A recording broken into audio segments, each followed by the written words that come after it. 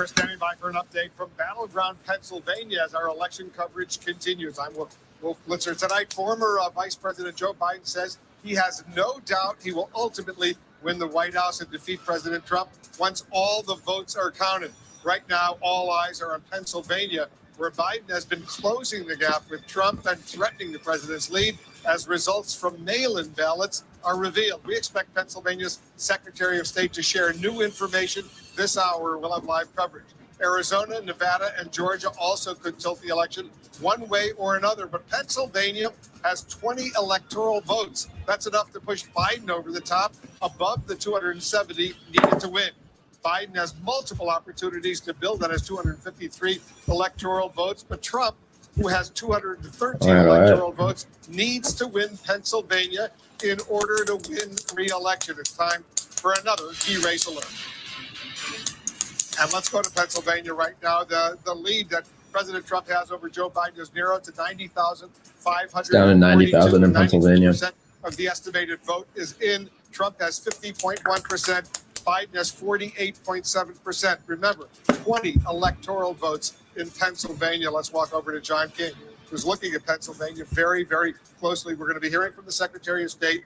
We're going to 86% numbers, in Philadelphia. The number has gone Erie down. is tightening Trump's too. That'll be lead to interesting if Biden flips that county, because he's 90,000 overperforming all across the rural now areas for of the past 24 Pennsylvania right hours. now. Every time we get new votes, most of them are coming in from the Democratic strongholds here. We're waiting on Allegheny out there. It's definitely an Even as interesting some of these election, that's for Republican sure. Trump counties begin to report Good to their see you all mail-in again. over This mail-in is ballots as they election count them. night We're seeing Joe stream Biden number pick up 3, I gains believe. because we know Oh, across the country, but we know especially in the Commonwealth of Pennsylvania, Democrats voted disproportionately by mail. Those are the ballots being counted now. And so we're just seeing this play out. The president's lead was once over 600,000 votes. It is now 90,000 votes. So the question is, there is zero question. Joe Biden has momentum. The question is, does he have enough to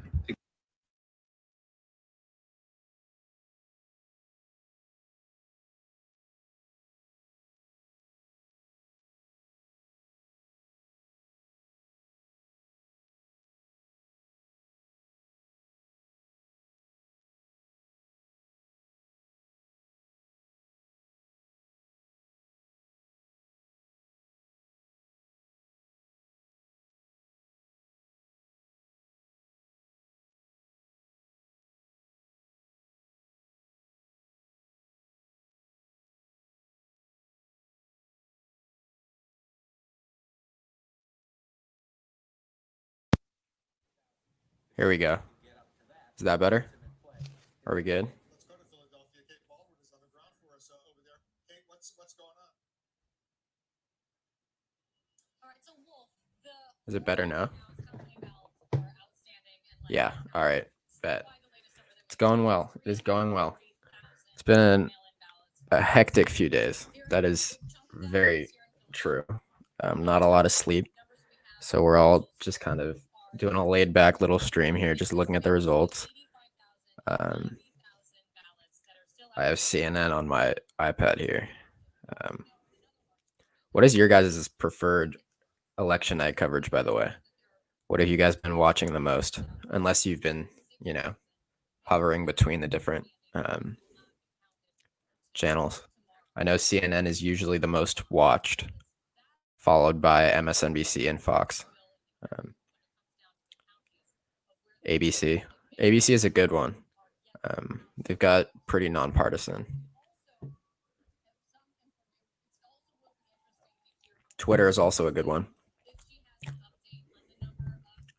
That is entirely true. Yeah. It's getting interesting for sure. I've been seeing a lot of tweets from Dave Wasserman, I think, Red District, who's well known for his, I've seen enough calling, especially House races before anybody else.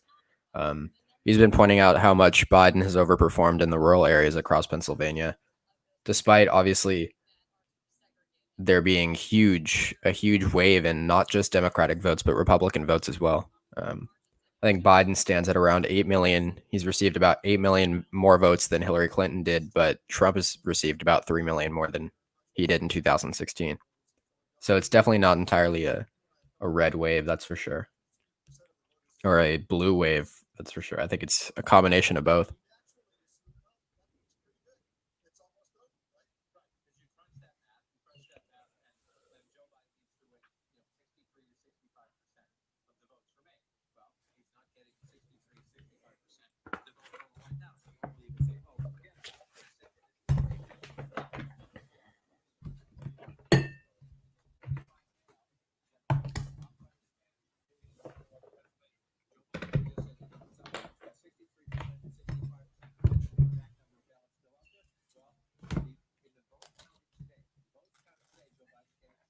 Georgia's interesting. If I'm not mistaken, it's around a 12,000 vote. Oh, it's increased to 19,000 votes. I didn't see that. Last time I checked, it was at about 12,500 votes. I assume that's because we got some more rural absentee ballots in. But at the end of the day, I mean, I'd rather be Biden in Georgia than I would be Trump. Oh shoot, I totally read that wrong. My bad. It's a 9,000 vote gap now. And again, I would not trust this 98% here at all. I wouldn't trust any of the reported amount according to New York Times or anywhere. The only information I would trust is the actual Secretary of State's or voting system implementation officers with the amount of votes left. I wouldn't trust 93% out of Pennsylvania. I wouldn't trust any of this. It's not entirely accurate.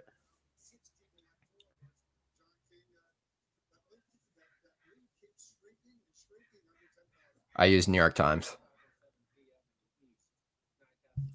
I mean, if we're looking at an electoral map, obviously we have Biden winning all the states. I'm filling out here. Northeast. New Hampshire was a big one. Maine's first and second. What am I missing here? He's won in New Mexico. He's won in Colorado. He's won in Virginia.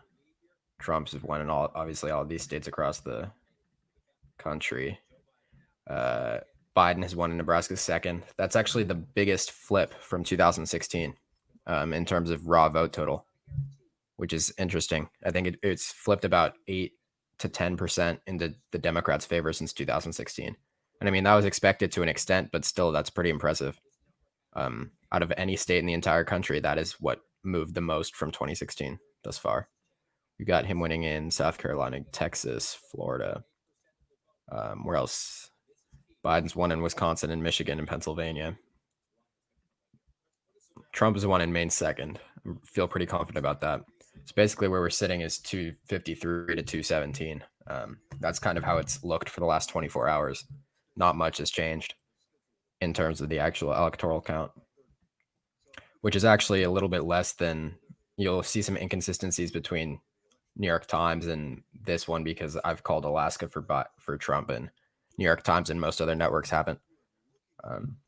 There's effectively no chance for Biden to win in Alaska. I mean, it's not like it's important either. The 3 electoral votes aren't going to do much.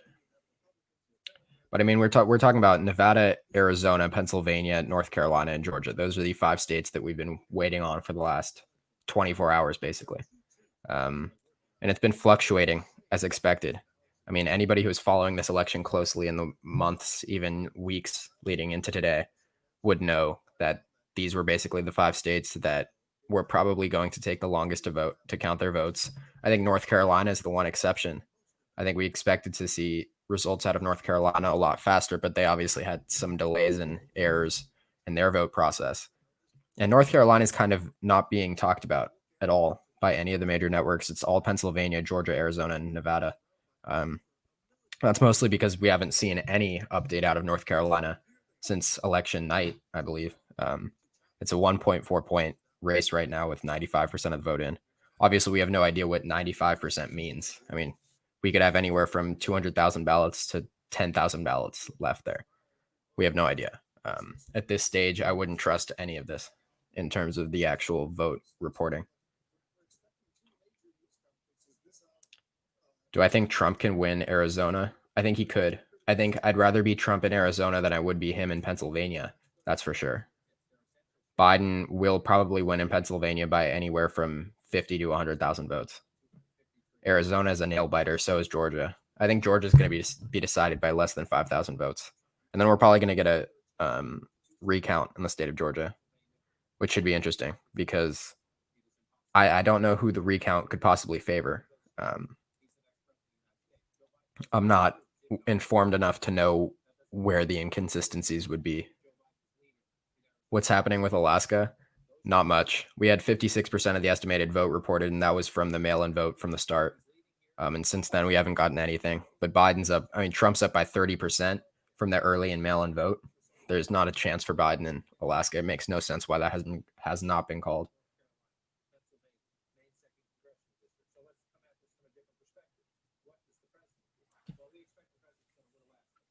If Biden wins Pennsylvania, he gets 270, 100%. If he wins Pennsylvania, the race is over no matter what happens. And then it comes down to him adding on to his already 270 mark. I mean, if he wins, if we're talking like, let me just highlight this to kind of show you guys. Make the battleground yellow here. Get a good yellow.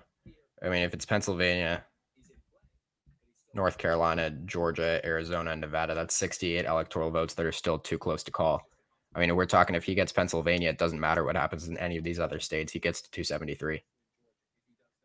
And then if he wins in Georgia, Arizona, and Nevada, but Trump holds on to North Carolina, that makes it 306. And then if this race does eventually go to the Supreme Court, it becomes that much harder for Trump to declare victory or get sided with.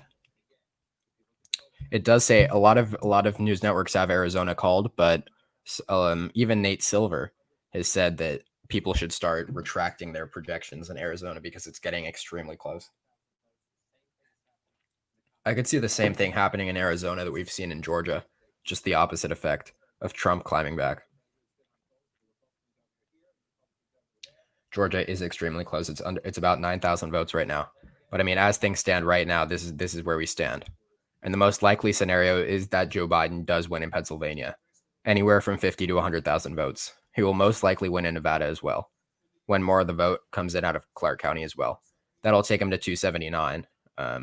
I think Trump will most likely hold on in North Carolina, just by a lower margin than he did in 2016. And we have 279 to 232. Again, it doesn't even matter at this point. All that matters is that if Biden can win these two states, bringing him up to 306, that means that he effectively will have a much better chance at securing this election and not having it get taken away from him.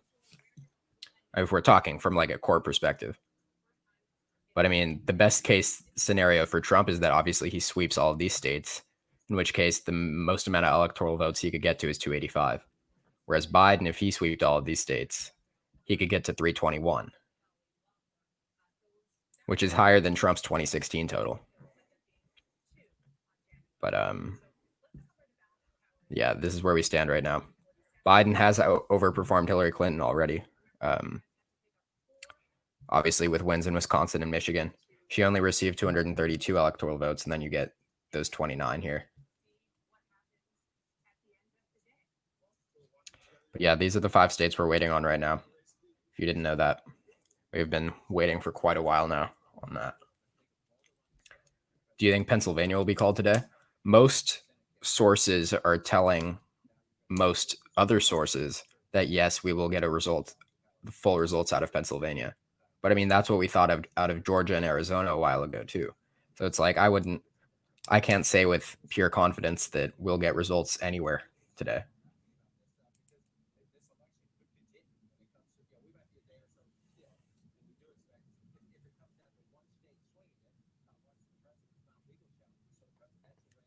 I'm actually gonna have to. What I'm gonna do is.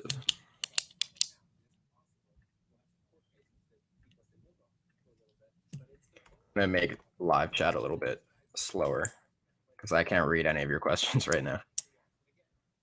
And that's something I want to be able to do.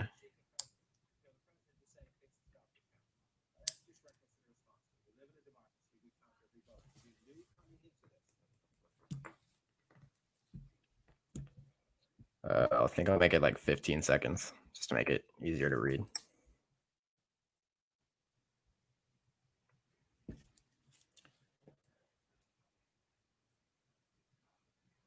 In my opinion, does it smell of fraud? No.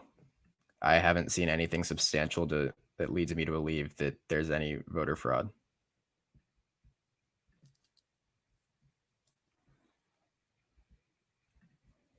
I mean, I'm open to the idea, just like I'm open to the idea that voter suppression is most likely occurring at a massive rate. But I mean, that happens in every election. There is no proof of voter fraud right now. That is absolutely correct. Honestly, this is still too fast. Like, I can't read any of this. Hold on. You guys have any suggestions for what the best best time is for slow chat? Almost thinking like making it 30 seconds.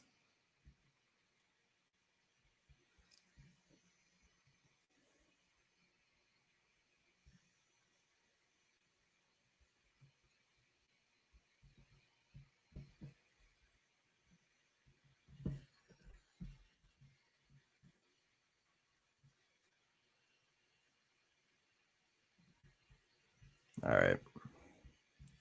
I think we should be better off now.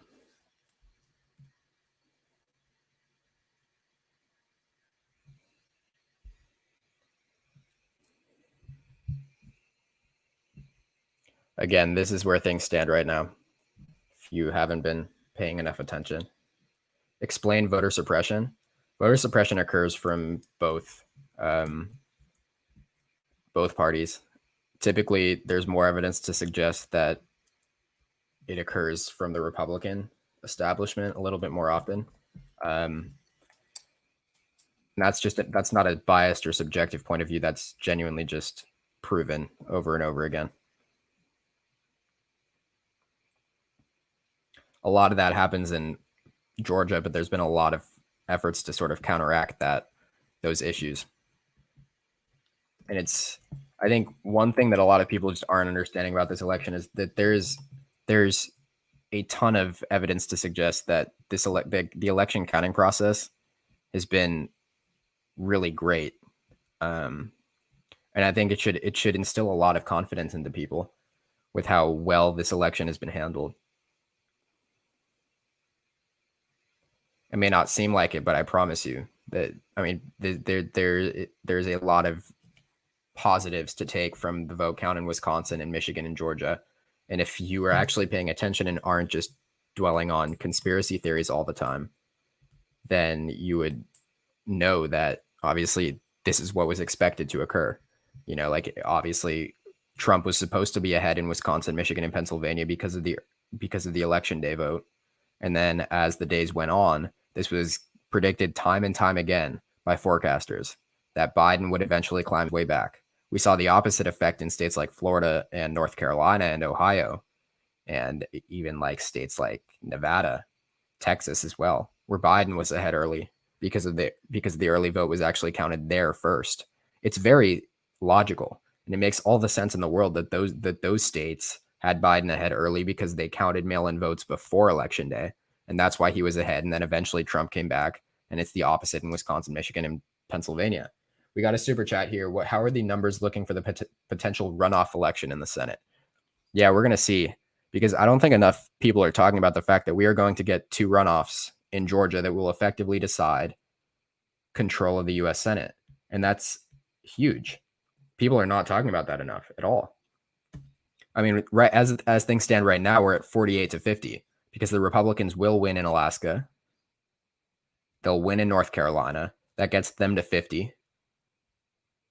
The Democrats will be at 48 going into these 2 runoff elections. If they win both of those runoff elections, they get to 50. It's 50-50. And then Kamala Harris most likely will be the tie-breaking vote in the U.S. Senate. That's just how it stands right now. And I think there's going to be a ridiculous amount of money spent in those two special races. I don't know how much of that money they're going to be able to spend in just 2 months before January 5th, but people are not talking enough about the impacts that those two special elections are going to have on this country for the next 4 years, for the next 2 years, actually, until the midterms. What is Donald Trump's best chance at winning? Well, the president really only has effectively one path. He absolutely has to win in Pennsylvania. There is no path to victory. His campaign has even said that time and time again. And Trump knows this. And this is why you've heard all these reports about him feeling very down and scared, because he is most likely going to lose in Pennsylvania, in which case he cannot win the election, because if Joe Biden wins in Pennsylvania, he gets to 273 electoral votes, and it's over. No matter what happens elsewhere, Trump could run the table in Nevada, Arizona, Georgia, and North Carolina. And that would only get him to 265. The election would be over. It would be done. So he has to win in Pennsylvania. He can lose in Nevada still. He can't lose in Arizona. He has to win every other state besides Nevada. Should Nate Silver be punished? No. I have a lot of respect for Nate Silver. And I think he gets a lot of crap for no reason. It's people who don't understand the concept of probability that hate on his forecast. It's like he had Trump at a 30% chance of winning in 2016. That was higher than like any other forecast or expert gave him credit for. That is a significant chance of winning. Because I mean, when you think about it, that's effectively almost a 1 in 3 chance. So it's like if I'm thinking of a number in my head between 1 and 3, like I'm thinking of a number right now. Everybody type in the chat what you think that number is. I'm going to wait for it to catch up, but I'm thinking of a number in my head right now. And I want you guys to type in the chat what do you think that number is.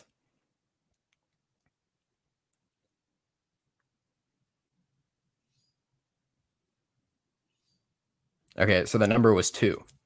So if you guessed that right, you basically had the exact same chance of guessing that number right as President Trump had of winning the presidency in 2016, according to Nate Silver. And you saw how many people got it right. That's what people don't understand. A 1 in 3 chance is very high. It's the same way that here in 2016, his forecast had Biden or Trump at 10%. 1 in 10 is still very high. People just don't understand that at all. That is how Nate Silver's forecast works. That is how Nate Silver's forecast works. And people can say he was wrong all you want. Like, don't trust the polls. Nate Silver is a fraud. He doesn't know what he's doing. But he knows exactly what he's doing. He does what he does, and it's based on purely data and evidence that you can actually go off, including socio-demographics, trends, all of this. But it does not mean that Nate Silver was wrong. And I think he's actually, in my opinion, one of the leading experts in this field for a good reason. But I will say that my prediction was better than 538's. My prediction was also better than Red Eagle Politics. It was also better than Let's Talk Elections. Not a single race that I called in yesterday's election night video, which is actually linked in the description down below. Not a single race that I called has been wrong thus far. And if you were interested to know what my predictions were for these last 5 states, I had Biden winning in Nevada. I had him winning in Arizona. I had him winning in Pennsylvania, but I had Trump winning in North Carolina and Georgia. So my final prediction was 290 to 248, which is what you would see happen here. I had Biden winning in Nebraska second, and I had Trump winning in Maine second. So that was my prediction. If you want to see that video, it's in the comment section down below. But that was my prediction, and it's ending up pretty right so far. But I'm still getting all these comments like, "Oh my God, you were so wrong. How can you trust the polls?" I only trusted the polls to an extent. And I think anybody in their right mind should only trust the polls to an extent. Obviously, there was a polling failure, but it's not going to end up being as bad as people wanted it to be or have said it would be. Also, I'm just going to plug my Twitter right now really fast. Go to on Twitter. My link is EP Official at YouTube. Just EP Official and then YT. Hold up. Let me just...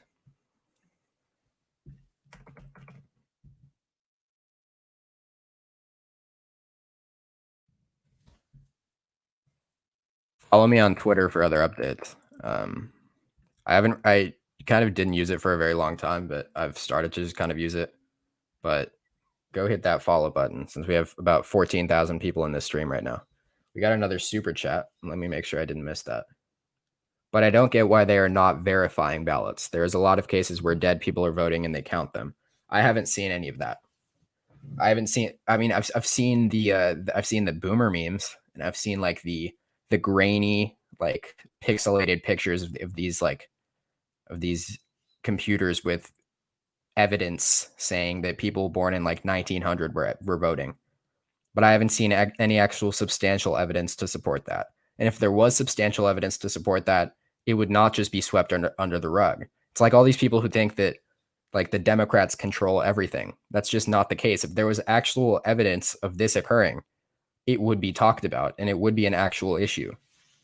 But it's not. At least as of right now, it's just not.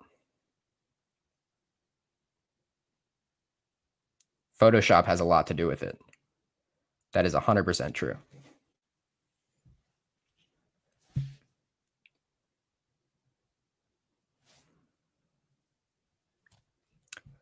But yeah, I mean, again, like this is where we've stood right now for the last 24 hours. Not a lot has changed.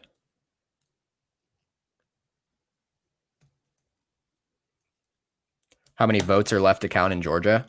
The last update from the Secretary of State said there was about 48,000. I'm pretty sure that's actually updated a little bit. Oh, this is the Senate race. Hold on.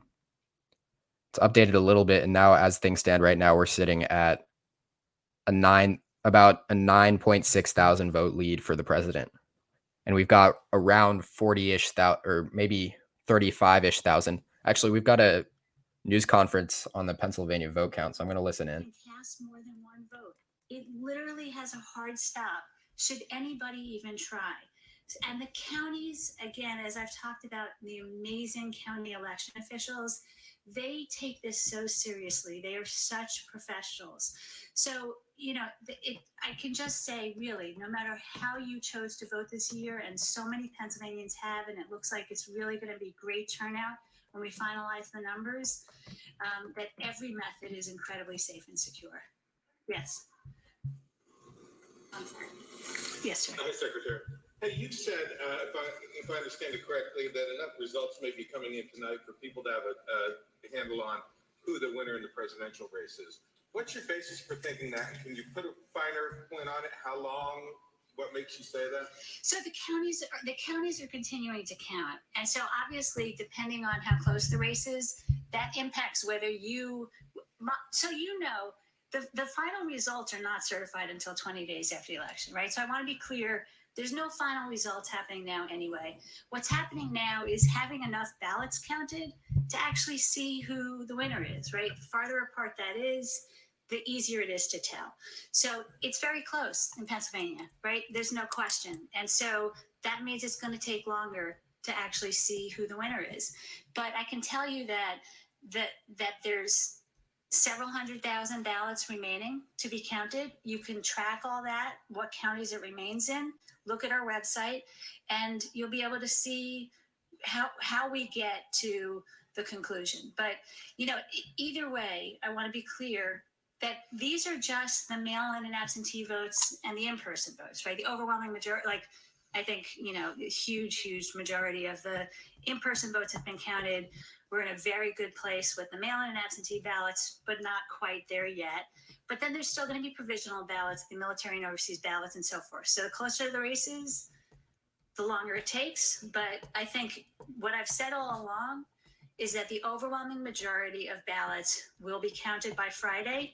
I still think that we're ahead of the schedule, and we actually already have counted the overwhelming majority of ballots, but because it's a close race, it's not quite clear yet who the winner is. So, yes. You mentioned And I promise you guys, if Pennsylvania was counting ballots in the opposite order, so if Pennsylvania was counting the early ballots and mail-in ballots first, and then counted all the election day ballots, we would be talking completely different in Pennsylvania. Joe Biden would be up by like 20%. He would have been up by 20% on election night. That's what people don't understand. It has everything to do with the order of counting these ballots. Just wanted to say that. You were somebody else who asked me both about provisional ballot numbers and numbers of ballots arriving after election day, after you count on election day. So provisional ballots, you know, I think we've heard from, you know, maybe 2/3 of the counties. So I don't have a firm number yet. And as soon as we do, we'll be able to report those numbers. Can you give me your best estimate? The provisional ballots, I think it's still early yet So let's touch base again after I have more than the number that I have so far. Yeah. No guesstimate at all. It doesn't. The context matters, right? So if I tell you a number that reflects 41 counties, it's not. It could be not reflective of the whole because it matters which counties they are. So we will circle back with you. Yes. Sorry. I know that you stand by the integrity of the election so far. Have you or any of the counties investigated any specific allegations of voter fraud? No.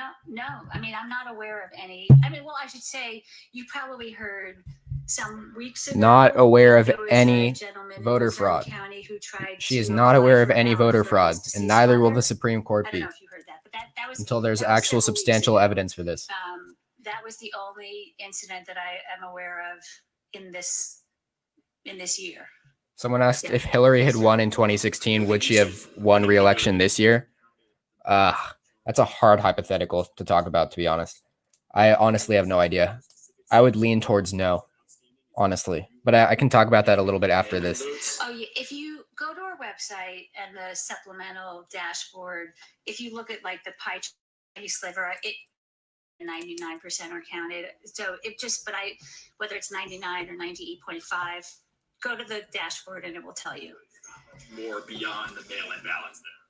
No, I mean, there's a tiny fraction of precincts that aren't counted yet. Yeah, it's a very, very, very small number. Yeah, yes.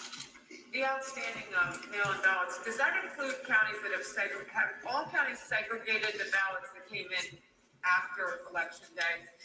Right, so the ballots that have been counted so far are Honestly, I'm ones not that even came sure what in the by November 3rd. what So does the term segregated ballots imply? If anybody has any idea, please feel free to talk about that. 5 p.m. on November 6th. Yes. Yes, Dennis. Secretary, there are 7 precincts in Allegheny County that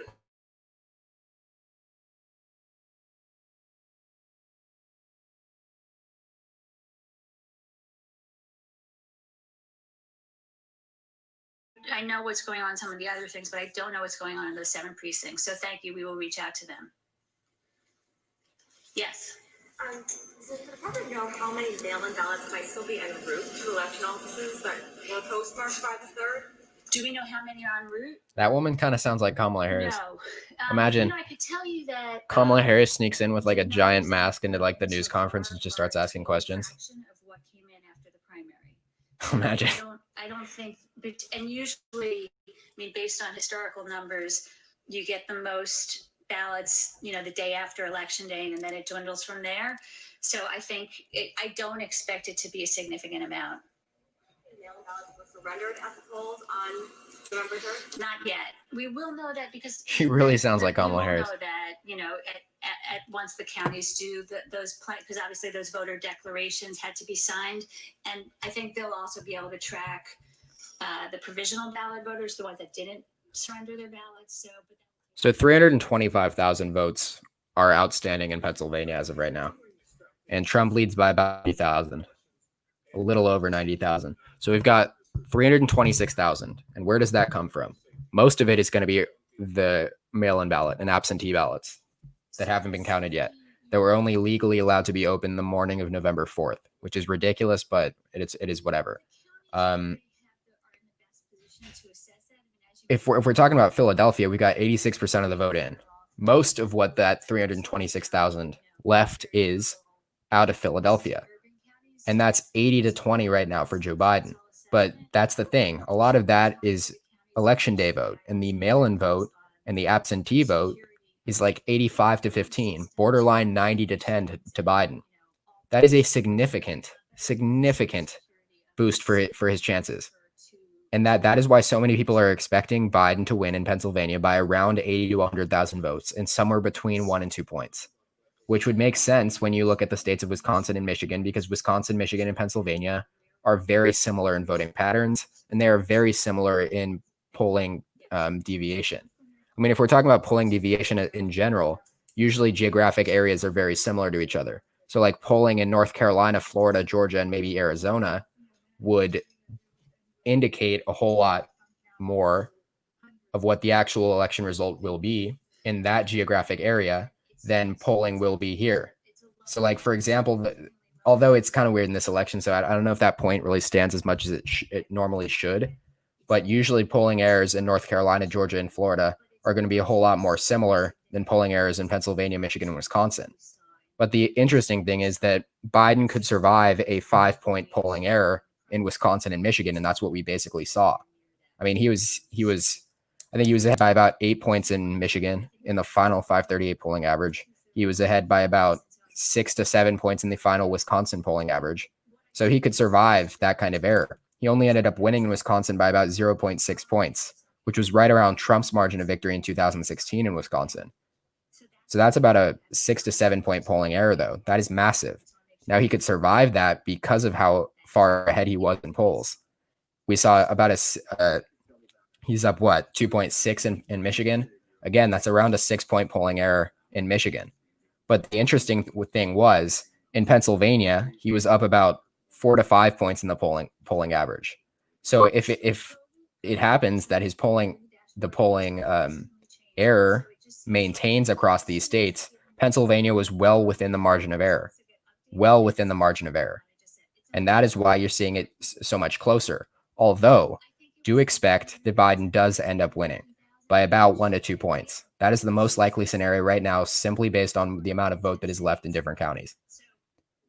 I mean, I've said it for a while now, but Joe Biden will most likely win in Pennsylvania by anywhere from 50 to 100,000 votes.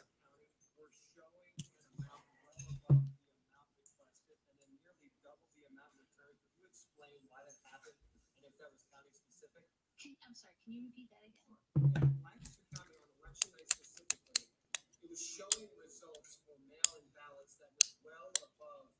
I mean, yeah, there's the Georgia as well, but Georgia doesn't hold as much electoral weight as Pennsylvania. I mean, yeah, I would rather be Biden than I would be Trump in Georgia right now. But again, if we're looking at an electoral map, for example, again, we can just kind of take a look here. On this electoral map, as you can see, you got 68 battleground electoral votes with Joe Biden at 253, Donald Trump at 217. This is how it's looked since last night, basically. I mean, we're I don't really know what to. I'm going to change this little banner. I'm actually going to show this here. Again, 50 out of 50 on race predictions thus far. But anyway, 68 battleground electoral votes are still out there. Biden only needs 17 of those, which he can get from only one state. I mean, and that is if he wins in Pennsylvania. Trump needs 53 electoral votes, which he can get only if he wins every other state besides Nevada. I went over this again.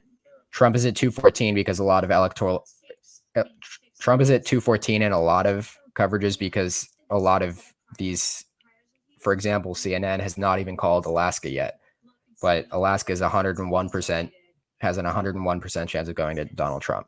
But anyways, Trump can win in Arizona, he can win in Georgia, he can win in North Carolina. That brings him to 259. He still has to win Pennsylvania.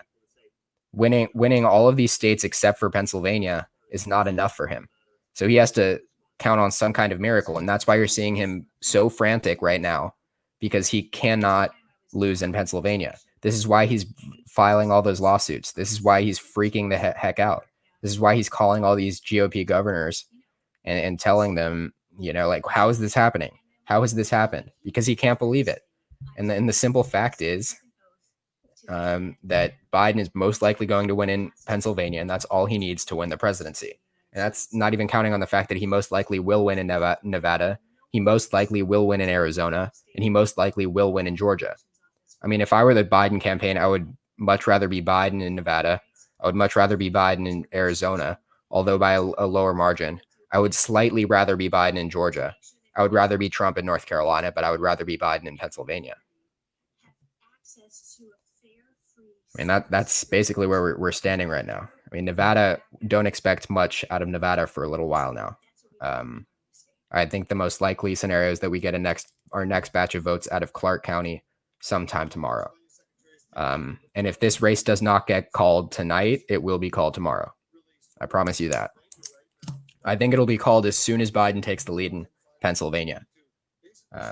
And I know, well, another thing that you should expect is that none of the coverages that have called the state of Arizona are going to call the state of Nevada, because that would effectively put Joe Biden at 270 electoral votes. So, for example, like, I mean, so again, this is where we stand right now with these 5 states still outstanding.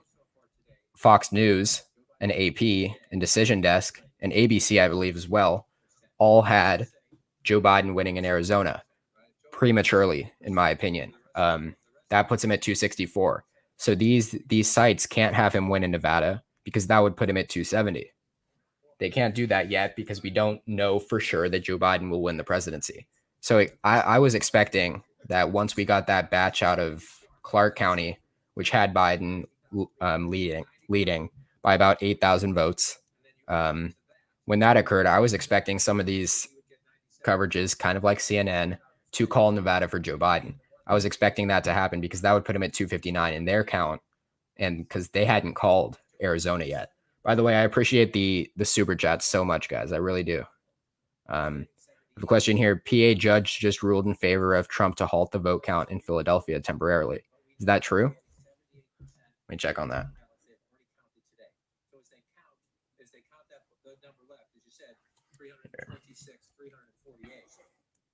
If he gets 70% instead of the 78% he's getting, he would pass Donald Trump by about 40,000. So basically, what you're saying is if Biden wins 70% of the remaining, is it true? Can someone like confirm that?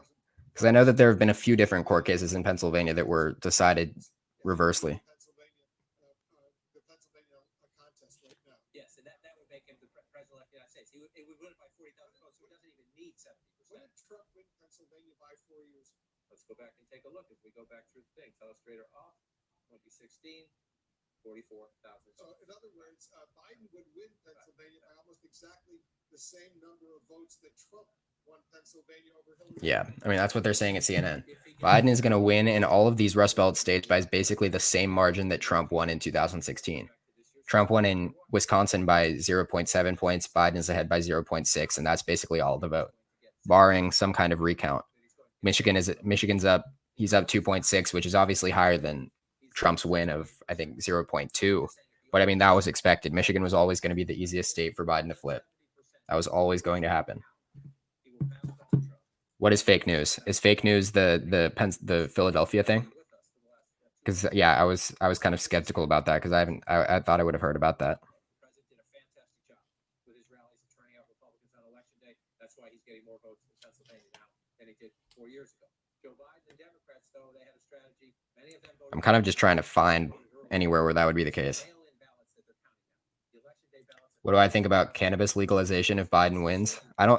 Last I checked, he's not in favor of cannabis legalization. Didn't he call it a gateway drug? Which is just so wrong. But I mean, it is what it is. I'm proud of, Oregon did the most Oregon thing I could think of Oregon doing, legalizing all drugs. I mean, well, not legalizing, but like saying that you can't go to prison for yeah.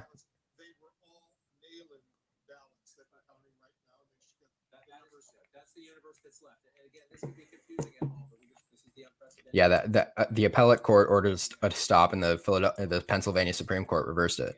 That's what I remember happening this morning. For a good time, go to Oregon. Yeah. I mean, it's an Oregon thing to do. I don't know. Maybe it's a Colorado thing to do. If I had to like take bets on the next state to do that, it would probably be Colorado. Maybe Washington.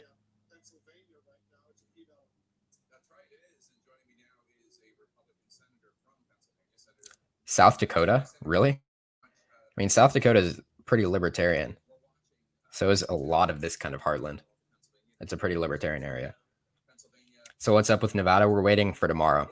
We're waiting until Clark County reports results tomorrow. So don't expect anything out of Nevada, although expect Biden to win. Can you do heroin in Oregon? Yeah, but I think you'll get a fine for it, to be honest. Do you think Trump can still win after the fact by litigation? No, because I don't think the Supreme Court is going to side with him. I don't. And because if they do, I think they're risking massive civil anarchy. because there's just not a chance that this country will be okay if the fact is that Biden received enough votes to win the Electoral College, but the Supreme Court sided with Trump. I mean, if he has legitimate reason, if there actually is voter fraud occurring, then the Supreme Court will find that out. But there's no evidence to support that right now, and thus the Supreme Court will not vote in favor of that, even in a 6-3 majority. I mean, maybe Kavanaugh and Barrett, yeah, because they're effectively Trump puppets, but I mean that's expected. But you've got the 3 liberals, you've got John Roberts. I mean, I don't think Gorsuch is going to stand for that. I don't think even Kavanaugh and Barrett wouldn't fall for that kind of blatant misuse and misinformation unless there was actual evidence of voter fraud. How do you feel about the possibility of faithless electors? I mean, there's a possibility, and that's why it's so important if you're talking about Biden adding on to his lead. I mean, if you're coming at this from a Joe Biden supporting perspective, that is why wins in Georgia and Arizona would help him out so much, because then the worry of faithless electors would not come into play. On the other hand, if Trump wins in Pennsylvania, if he wins in North Carolina, if he wins in Georgia, then you have 270 to 268, and that's where faithless electors becomes a bit of an issue. I mean, it shouldn't, but it could be. I'll be back in 1 second.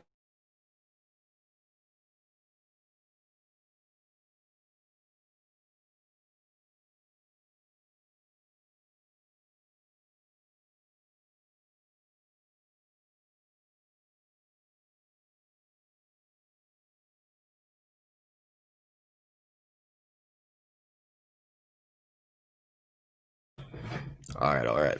We back.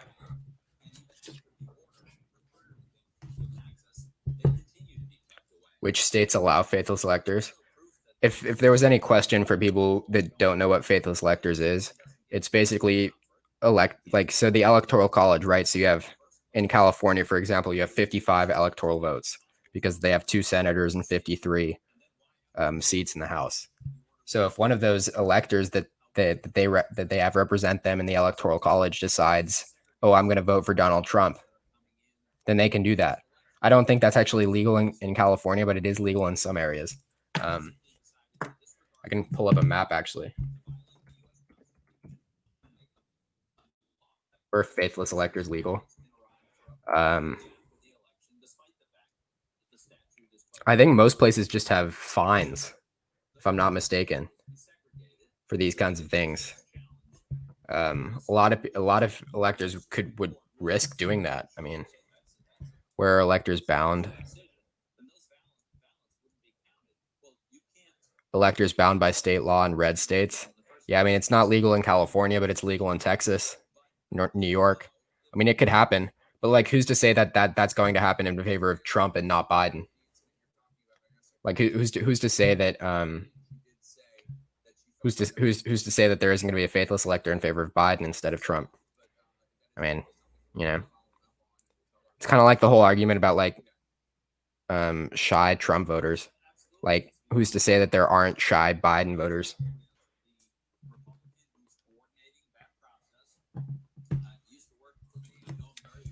Dead people voting would be fraud if there was proof.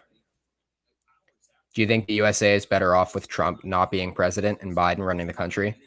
Pfft, that's a very political question. I've tried as hard as I can be to be nonpartisan, but I mean, if we're talking about just from like an integrity of democracy standpoint, I'm not in favor of Trump claiming victory in states where the votes have not all been counted. I am not in favor of that, but that's all I'm going to say on the issue.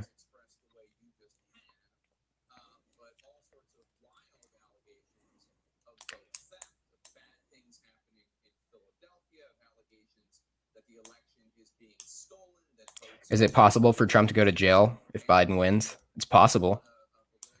I wouldn't say it's likely. I kind of doubt it. But I mean, it's possible. It's possible for anybody to go to jail after they're president. There is proof of a dead man voting. I mean, if you want to like send a link in the chat to an actual like article that proves, or some kind of evidence that proves that that dead people are voting, then go ahead and do that. Explain Maricopa County. I mean, Maricopa County, it's everything in Arizona. It has 60% of the entire population in Arizona. Everything revolves around Maricopa County. It's the Phoenix metropolitan area. I'm pretty sure it's more populous than 23 states. It's the fastest growing county in the country, the fastest growing metropolitan area in the country.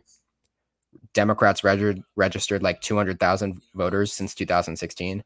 So, I mean, it makes sense that they're winning there by 4.2 points right now, or Biden is winning there by 4.2 points. Although Trump won by about 2 points in 2016. It's everything. And I mean, we've got some batches of votes coming in recently from Maricopa County that are favoring for Trump, because most of that is the late drop off early vote and the mail vote. And a lot of that has to do with the fact that Democrats sent in their mail-in votes and they dropped off their votes a lot earlier than Trump supporters did, because there was a lot more concern among the Democratic electorate that their votes would not be counted or that the USPS would be late. And there is significant evidence to support that the USPS has underperformed what their duties and what they should have done. There's a lot of evidence to support that.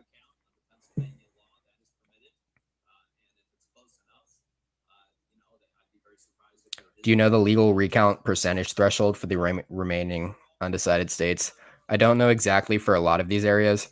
I know that it's in Florida, it's 0.25% for a manual recount, 0.5% for an automatic recount. In Wisconsin, I mean, a lot of it has to do with just a campaign requesting it and then it being approved in court. I'm not entirely sure, to be honest, what the percentage threshold is. In a lot of places, it's around 0.25% for a manual recount, but it really depends. I know that we're out of that kind of range in Michigan, so Trump can't do that anymore. President Trump to make remarks at 6:30 p.m. Eastern. That's going to be interesting. He hasn't spoken since election night. He was quiet all day yesterday. That was surprising. I mean, he tweeted a storm, but he was quiet. We got a question here. What happens when someone votes by mail-in ballot and dies before election day? Does their vote count? Yes. If it reaches the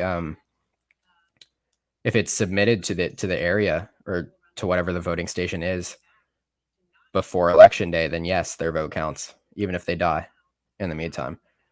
And I'm not opposed to that. I mean, if you cast your vote, you cast your vote. Doesn't matter if you die after you cast your vote.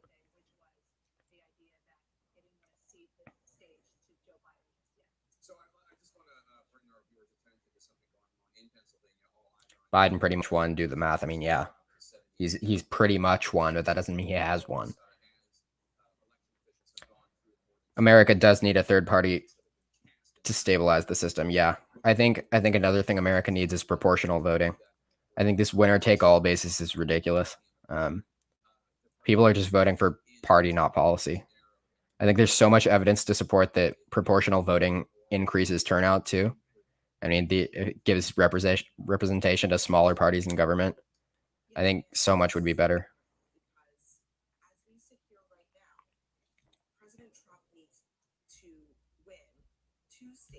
Do you think Minnesota is becoming more competitive? A lot. I think the consensus was that it would become more competitive, but it didn't at all. The complete opposite by a long shot too. Biden won by 7.1 points in Minnesota. That's a large margin, a very large margin compared to what was expected.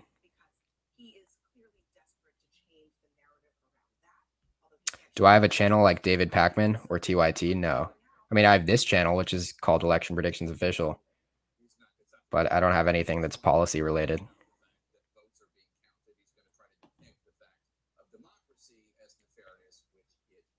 What about, do you think Biden will win in 2024 if he wins? I don't think he's going to run in 2024. I think it'll pave the way for Kamala Harris to become the Democratic nominee. I seriously don't think he's going to run in 2024 for a number of reasons. For one, I don't think he wants to run in 2024. For two, I don't think anybody in the Democratic Party wants him to run in 2024. It makes absolutely no sense for him to do so. I mean, Kamala Harris would have an inside track to the presidency, so long as his presidency is not a complete disaster. is proportional voting, ranked choice voting. They're different, but I also think ranked choice voting is better than the voting system we have right now.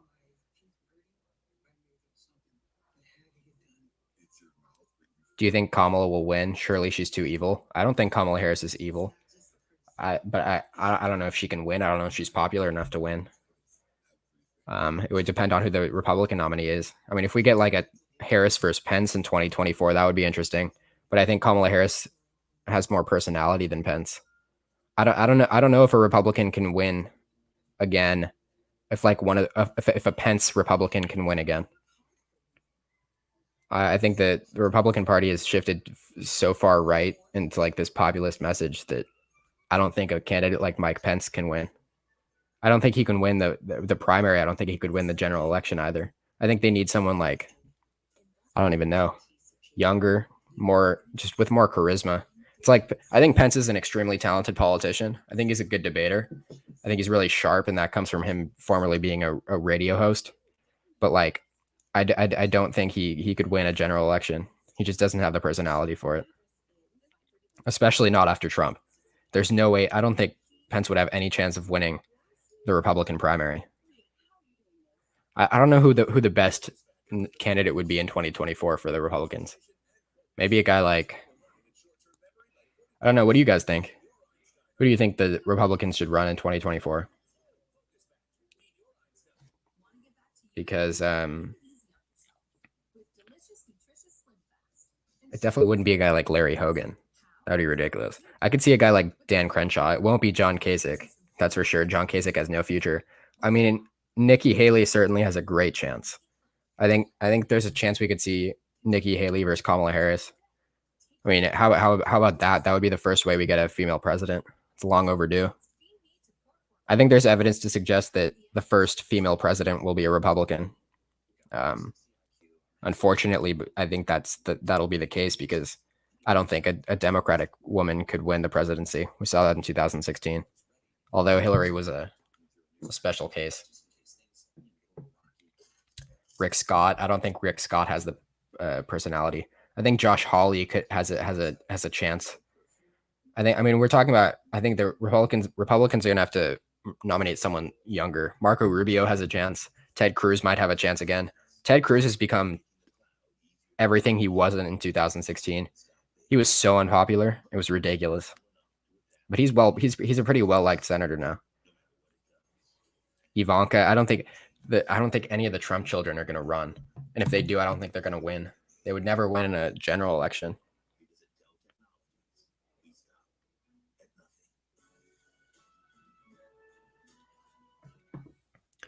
AOC is not going to run in 2024. The earliest she'll run is in 2028, and even then, I don't know if that's going to happen. AOC or Kamala. AOC will be what, 35? She'll be 34 during the Democratic primaries in 2024, and she'll only turn 35 like a little bit before the election. I don't think AOC is going to run for president in 2024. I think she might in later on, but I think in 2024 it's going to be another progressive versus moderate, and that'll be Kamala Harris versus whoever. Well, assuming that Joe Biden does win, it'll be Kamala Harris, and she'll have the inside track. But the issue is that the Democrats or at least the progressive faction of the Democratic Party is going to have a lot of issues with that. But Bernie won't run again. So it's like, who's the successor to Bernie on the progressive wing? I don't think it's AOC's time yet. I think she's too young. I have no idea who the progressive. We could see Gavin Newsom, California governor. He's not like Bernie progressive, but he's pretty progressive. He has a progressive track record. I think Gavin Newsom could be a possibility in 2024. I think he's definitely more progressive than Andrew Cuomo is. Tucker Carlson would be interesting. Pete Buttigieg is too moderate. I mean, we're talking about in 2024, Kamala Harris will be the moderate nominee, 100%. But it's like, who's going to be the progressive? And is there going to be a progressive? Because like, how progressive will Kamala Harris be by 2024? Because she was moderate as a candidate, but she's been pretty progressive in the Senate.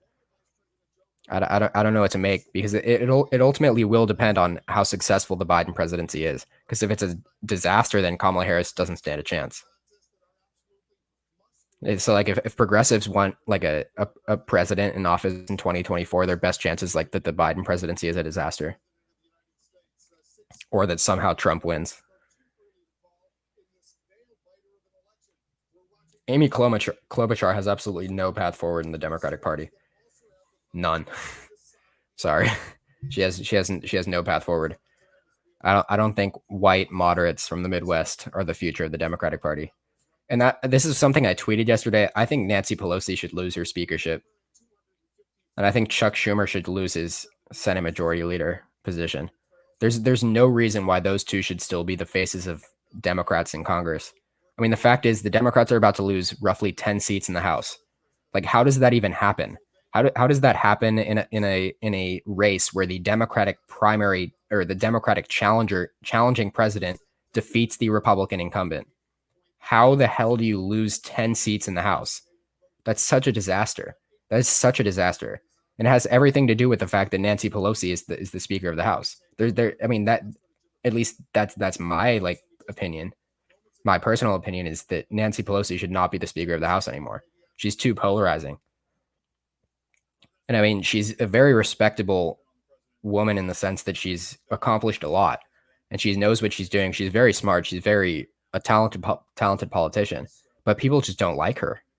There's no reason why the Democrats should have lost this many seats in the House. And the same goes for the Senate. How did they only flip one seat? 2 seats, Colorado and Arizona. They lost in Montana. I mean, if we're looking at the Senate right now,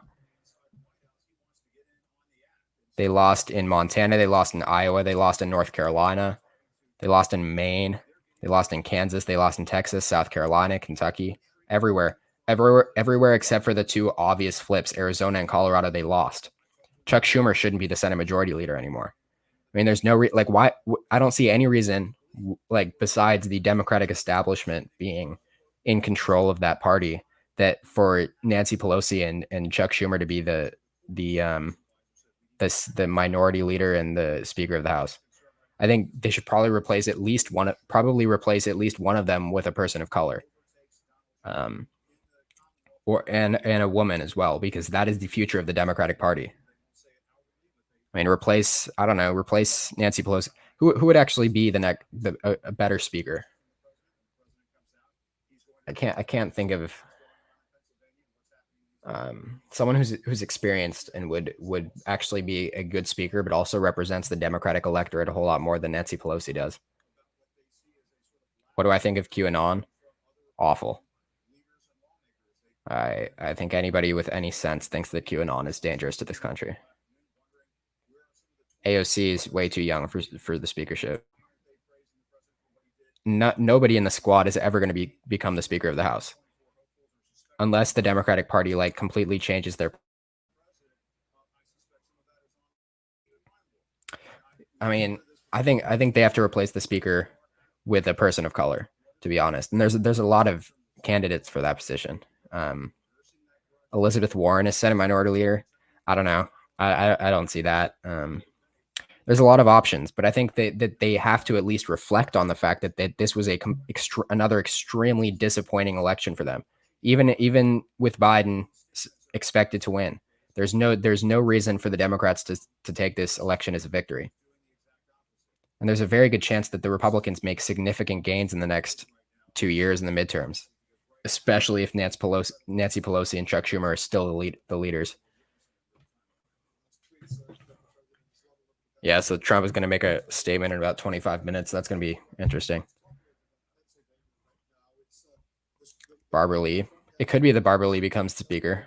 Kirsten Sinema is Senate leader. She's too young. She only got elected in 2019.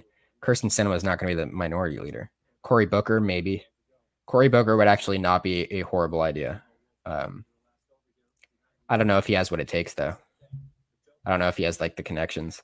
But I think Barbara Lee is a good example of someone who could replace Speaker Pelosi. What I think about Andrew Yang, I think he's good. I think he's smart, and I don't think I would ever vote for him for president. But I think it was very good that he ran for president, because I think he introduced a whole nother side of, people that could run for president, and in a whole like new set of ideas that are very interesting.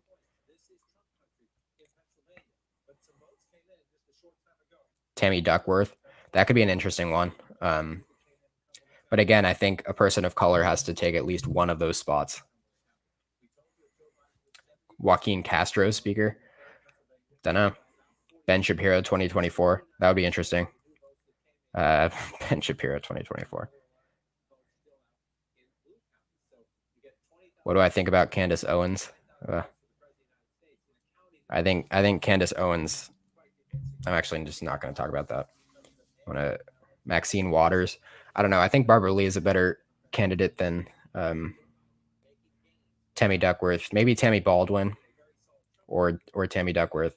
Yeah, I don't know. I always get Tammy Baldwin is Wisconsin. Tammy Duckworth is Illinois. I always get their names confused. Why is Alaska not called? Good question. It should be called. I have it called. I mean, this is where things stand right now. Oh, my bad. Nevada, Arizona, Georgia, North Carolina, and Pennsylvania. I can effectively call North Carolina for Trump, same way I can effectively call Nevada for Biden. I think this is where we're actually standing right now, to be honest. 259 to 232, with Arizona, Pennsylvania, and Georgia deciding it. Most likely Biden again wins in Pennsylvania. Most likely Trump wins in no, I'm actually not going to say that most likely Trump wins in Georgia. I don't know. This is like 51-49 in favor of Biden. It's going to be a nail biter, and it'll be decided by less than 5,000 votes. Arizona, on the other hand, is also a mixed bag. It really depends on what those next batches of votes will be. I don't know when they're coming, but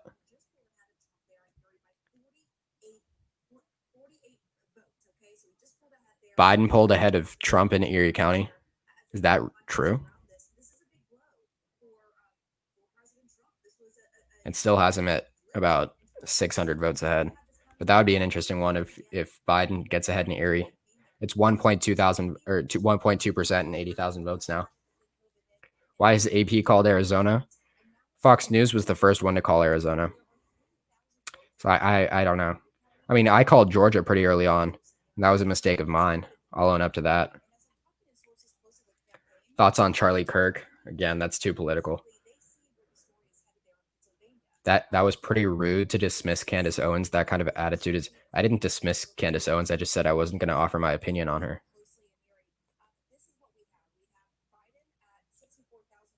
Elise Stefanik. I have some respect for Elise Stefanik. She's like what? How old is she though? Is she going to be old enough in 2024?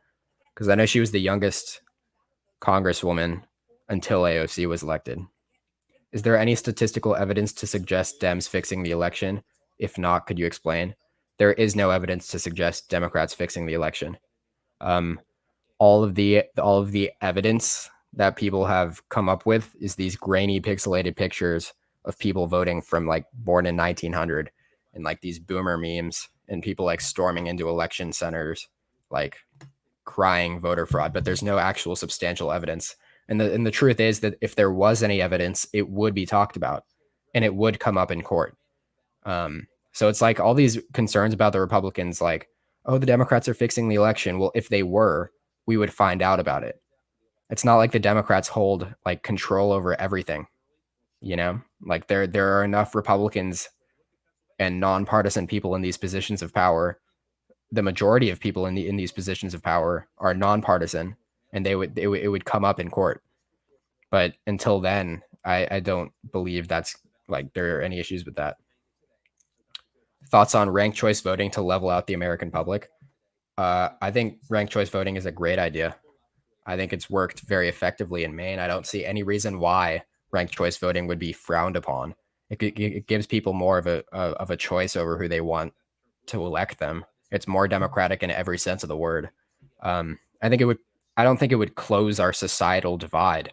I think there would still be issues on a social level across the country, but I think there are very few things that could actually fix that divide. But I think ranked choice voting would at least help people feel it mattered more and probably increase turnout.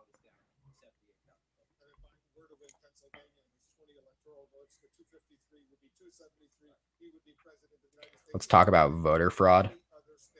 I mean, if you're just gonna come in here with like these like subjective and like grainy pixelated pictures, then I don't know if I want to do that.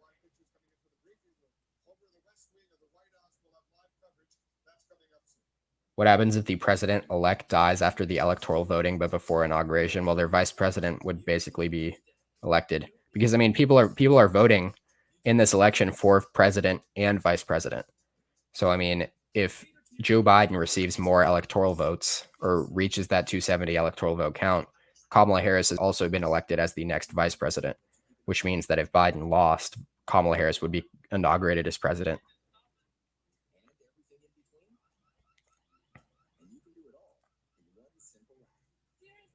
How is senator run? Can Dems win in Georgia?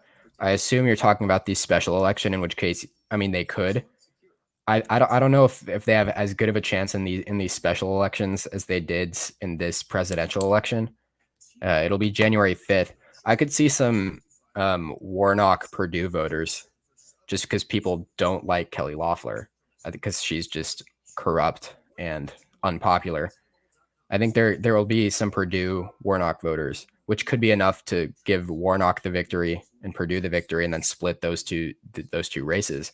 But again, it will come down to turnout, and especially African American women who could hand Biden the victory in Georgia.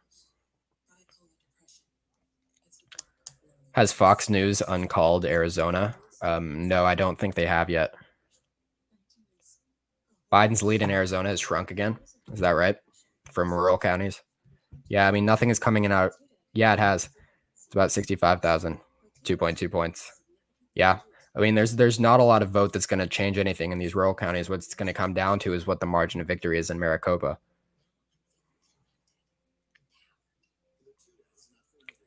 Don't you think people should only be elected for their views and ideas and not their color? Well, if we're talking about the speakership and the majority or the minority leader in the Senate, that's not these people being elected for their identity, but rather just to show the electorate that actually voted those people into power that they are representing them as well. Because if for 300 years of this country, we've only had these like white, older men in power, positions of power, and it's, I mean, from an optics point of view, it gives these people more incentive to vote for you too. I mean, it's like if we're talking about the Democratic Party and their Democratic electorate, we're talking about the African American vote that has so steadily supported them and led to them winning races, especially African American women. Why are you taking that for granted? You know, it's like why should a black woman not be the Speaker of the House? If black women are helping your House candidates, your presidential candidates, your Senate candidates being in these positions of power, why not help them feel like they're being represented through their vote? I don't think I worded that correctly, but I hope you know what I'm getting at.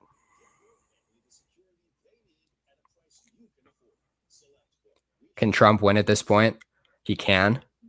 I don't think it's likely. Oops. What do I think about Mitch McConnell? I mean, if I'm only going to talk about his race, I think pouring millions of dollars into Amy McGrath's race in Kentucky was ridiculous. She never really had a chance in that. The same goes for Jamie Harrison in South Carolina. And if we're talking about races where people just both Democrats and Republicans just completely screwed up in terms of like where they've funneled money. I mean, we're talking about South Carolina and Kentucky. Hundreds of millions of dollars were poured into Jamie Harrison and Amy McGrath's races, and they both won by over 12 points. I mean, for the Republicans, they did the same with like AOC's race in New York, which is dumb. They could have, you could make the argument, flip the House if they had spent more of their money in more competitive races that they only lost by a very small margin. They could have flipped the House, but I mean, that's all just hypothetical, because in an ideal world, the Democrats and Republicans would spend all of their money in the exact right areas. But I mean, you can't really forecast that. You give a super chat? I didn't see it. What are your thoughts on Collins winning likely? Well, she has won because Gideon already conceded the race. It's interesting because we don't know the results of the ranked choice voting, but ultimately it isn't going to matter if Susan Collins remains above 50%.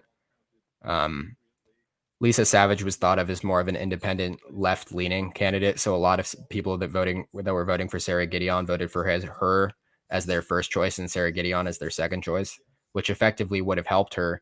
But again, it's not going to matter if Susan Collins is winning with above 50%. I don't know what happened in this race because Gideon led in every single poll conducted in Maine Senate race, and she lost. I mean, that just speaks to polling error more than anything. I think Collins was a stronger candidate than people gave her credit for. And I don't know how much her voting no on Amy Coney Barrett played into this, but it could have significantly.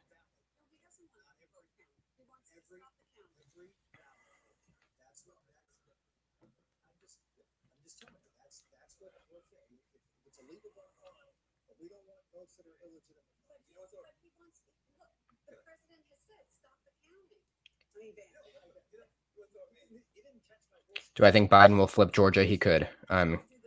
Gabbard for 2024 on a possible Republican ticket. I don't think Tulsi Gabbard is ever going to run as a Republican. She's an interesting case, though. She's like progressive and moderate at the same time. If Biden wins, get ready for socialism. That doesn't make any sense. Joe Biden is not a proponent of socialism. But I mean, if we're talking about that from like an optics point of view, the Republican Party was extremely successful, and they did a fantastic job of painting Joe Biden and the entire Democratic Party as in favor of socialism, just because of like certain stances on certain issues, and obviously like allowing Bernie Sanders and AOC to be part of like the platform planning. I mean, from an optics point of view, that was extremely a successful campaign from the Trump team. It's probably why they won a lot of House races. It's why they did so well in Florida, obviously with the Cuban vote. But no, I don't believe Joe Biden nor the majority of the Democratic Party is in favor of socialism. Who will be Kamala Harris's running mate? Probably a white male, in all honesty. I mean, if we're talking about, I don't think identity politics is going to end by 2024, so it'll probably be a white male. I don't know who that will be. Most of the data anomalies I've seen in Michigan and Wisconsin were already transparently accounted for and fixed. So the Democratic primary alone spent more money than there are people in the United States. Yeah. Trump going to give his daily complaint in 15 minutes. Yeah, he's going to talk in 15 minutes, but I mean, he was quiet yesterday from an actual public point of view. I mean, he spoke on Twitter, but he always does that.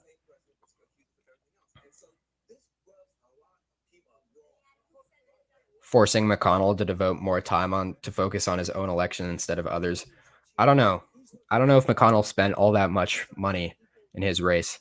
I think you could say that for Lindsey Graham to an extent, but at the end of the day, it didn't matter because that strategy was not successful. The Democrats should have, in a hypothetical world, flipped the Senate, and they only flipped 2 seats, which is only a net gain of 1 since Tommy Tuberville won and blew out Doug Jones in Alabama.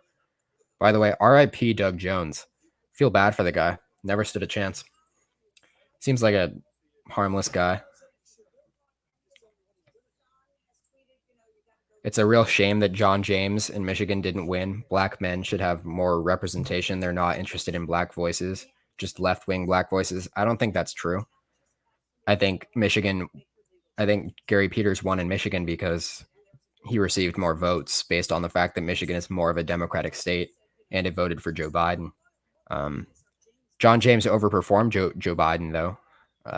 So there's certainly that aspect of it. Montana Senate and Maine Senate weren't even close. Yeah, that was a disaster for the Democrats. Do you think the Senate will keep red? More than likely.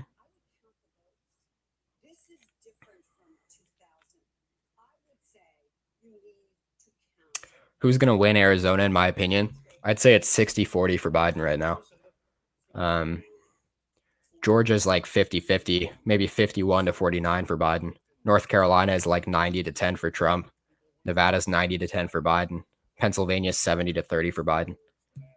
Especially this president, because he has such a zealous, devoted following. When the president says we're being cheated, when he says Thoughts on abolishing political parties and replace it with what? Just like everybody's an independent? No, I'm not in favor of that. Who do you think will get the Republican ticket in 2024? Probably Nikki Haley. She'll either be president or vice president. I can't say which, but I think Nikki Haley will be on the ticket in some regard. If Nikki Haley's on the ticket, though, then expect the other candidate to be a white man.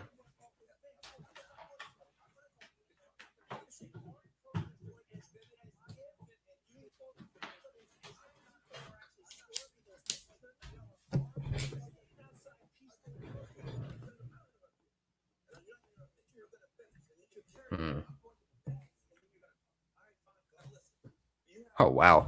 Van Jones is just freaking came after Rick Santorum. Was anybody watching that? Jesus.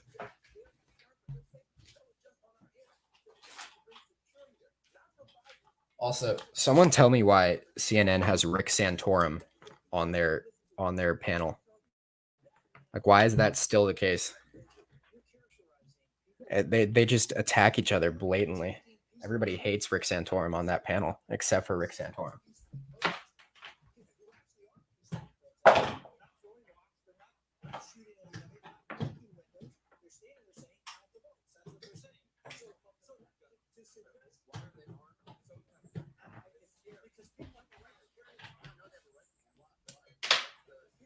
All right, we good.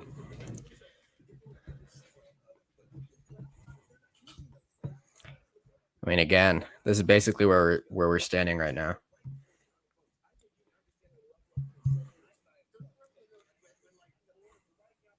Is anybody watching this drama right now on CNN? This is going crazy.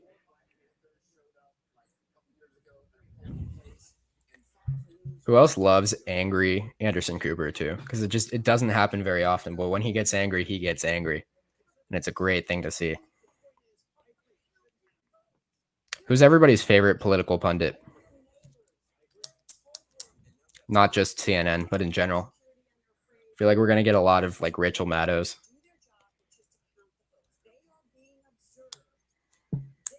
I mean, yeah, Rick Santorum provides the Republican perspective, but like get him another Republican so he's not just like a man alone.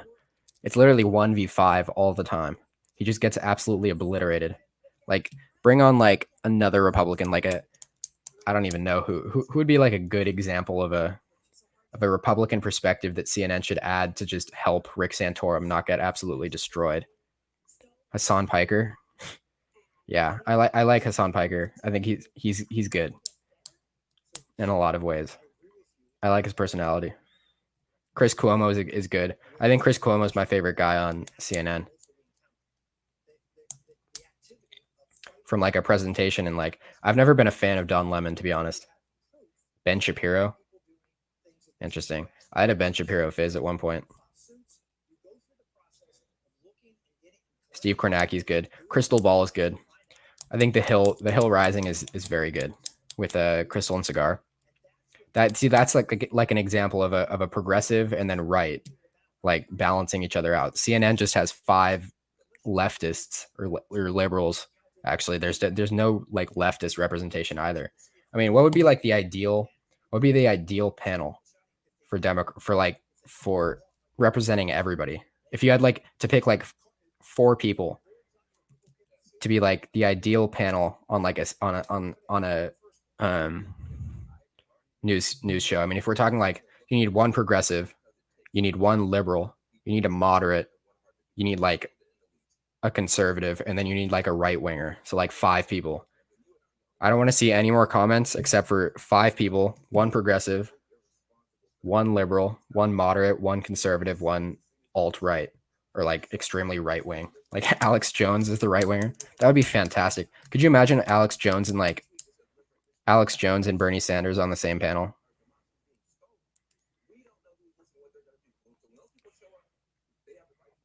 I mean, imagine like So like progressive, you could have like a crystal ball, for example, like a crystal ball, and then like for the liberal have like who's the best liberal commentator? Like not a Chris Cuomo who doesn't really offer anything of substance, is just a good like presenter like for entertainment, but like who's an actually like smart liberal that would be like a good Rachel Maddow is a good example. You could have like, although Maddow leans pretty progressive.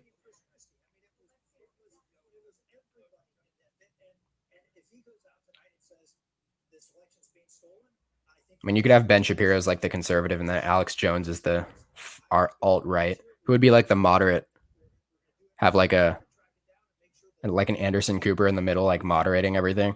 Like you'd have like, if we're like talking like non-politicians, like have like Rachel Maddow. Yeah, I don't know. Alex Jones on like, could you imagine Alex Jones on CNN? Trevor Noah is a good one. Tim Pool used to be moderate. Tim Pool is now very conservative. Joe Rogan is the moderator. Yeah, Joe Rogan. Yeah, he could be the moderator instead of Anderson Cooper. And if we're talking like personalities, like yeah, Ben Shapiro. Could you imagine like Ben Shapiro, Hassan Piker, Alex Jones, Joe Rogan, like Rachel Maddow, like who else is like a progressive? There aren't that many progressive commentators that are not given like huge platforms.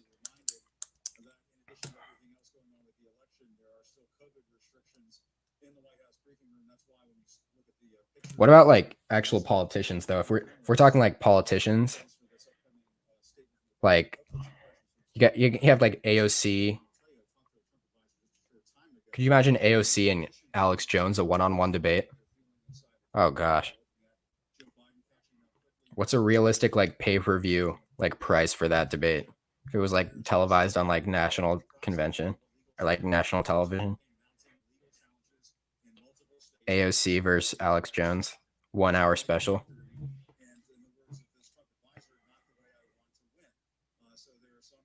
I would have loved to see a Joe Rogan moderated Trump versus Biden debate. So long as like Joe Rogan was actually like pushed back on people, because he had, I don't know, Joe Rogan has like his moments where he actually pushes back on like his people, but then sometimes he has his moments where he just like allows them to say the most outrageous things. Alex Jones versus Obama. Isn't the U.S. insanely skewed to the right? From a European perspective, 100%. I mean, it's not insanely skewed to the right, but it's definitely like moderate, like right. If you're coming at it from like a normal like European, like Germany or France, if you're coming at, or like England or one of those like giant German or like European countries, yeah, the U.S. leans to the right. I mean, Alex Jones is pure entertainment. I wish the population of the United States was educated and smart enough to enjoy Alex Jones the same way that I can enjoy Alex Jones, knowing that 99% of what he says is absolutely ridiculous and stupid and based on nothing. But like he's entertaining. And that's the thing. Like I can watch that Joe Rogan Alex Jones debate and be entertained just because I don't believe a single thing that Alex Jones is saying. Do you believe? Okay. Anyways, back to this for a little bit. That was kind of a long talk about where things could go. But Trump's about to speak in a minute, or now, basically. Let's see. There's a chance that this could be late, though.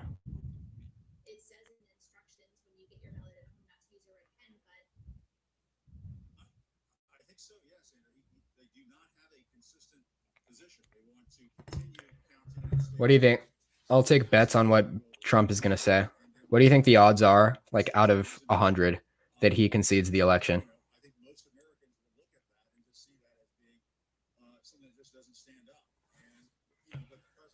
When he's speaking, I'll pull it up 100%. I'll actually do that now. Yeah.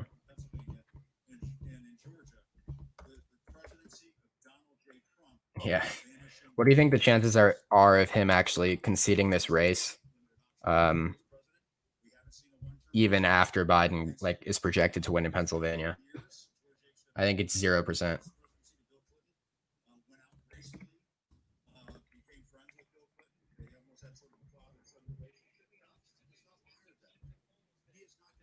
Okay.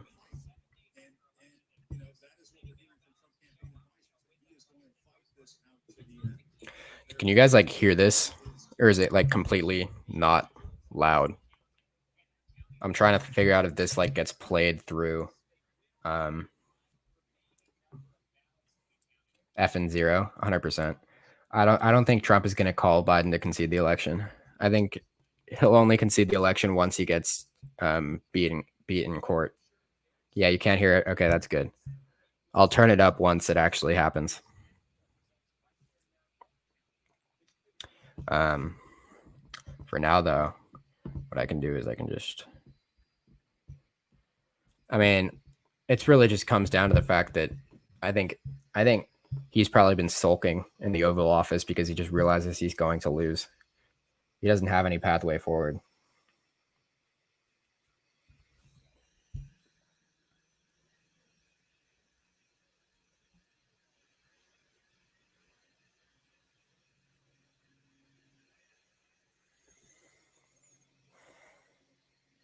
I don't know if what he's going to say is going to be any different than what he said before. I'd hope it would be different. I hope he'd take a little bit more of a Biden stance. I mean, this is coming from a completely nonpartisan like standpoint. Like what Biden said was more presidential than what Trump said. You know, like saying you are waiting for the results, and it's not up to either of the candidates to decide who will win the election. It's up to the voters. That is just from like a moral presidential character standpoint that is better to say. Trump conceding on Twitter would be perfect. What do you think his tweet would be when he concedes?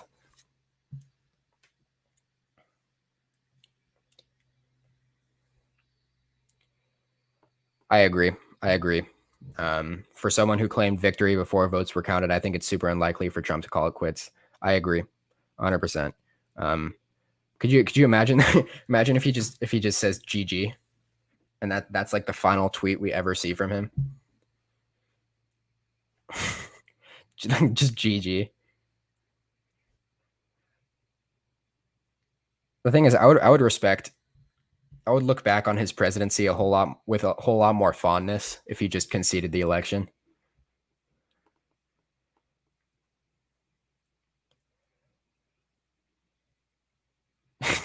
Just says GG.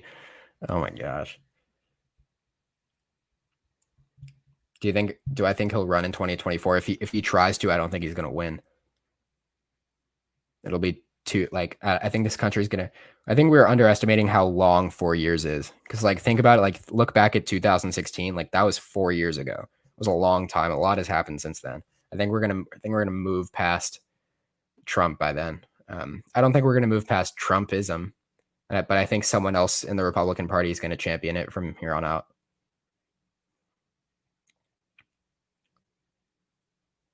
Is there any possibility for an attempted coup?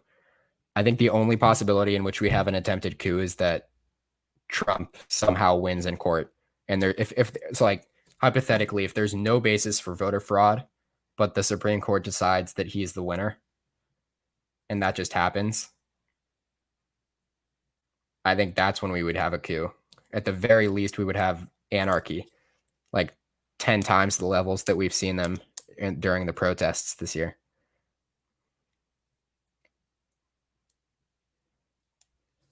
Yeah, if he says that. Yeah, I mean, I don't know. That would be hilarious. One thing that I think we've really missed out on during this race, just because of like security concerns, is like the presidential candidates being on TikTok. Like, could you imagine Biden campaign TikToks or Trump campaign TikToks? And they're just like covering your For You page. That would have been incredible.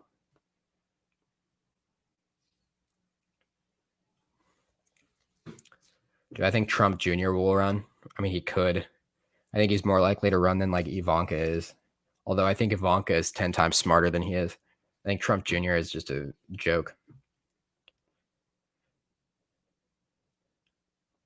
100% civil war if Trump wins. I would not be surprised. How many hours of sleep have I gotten in the past 5 days? I'd say I average like 4 hours a day. And that's like with some days where or like 2 days in a row where I didn't sleep in a row. I didn't sleep for like 50 straight hours at one point, like trying to get that final video out.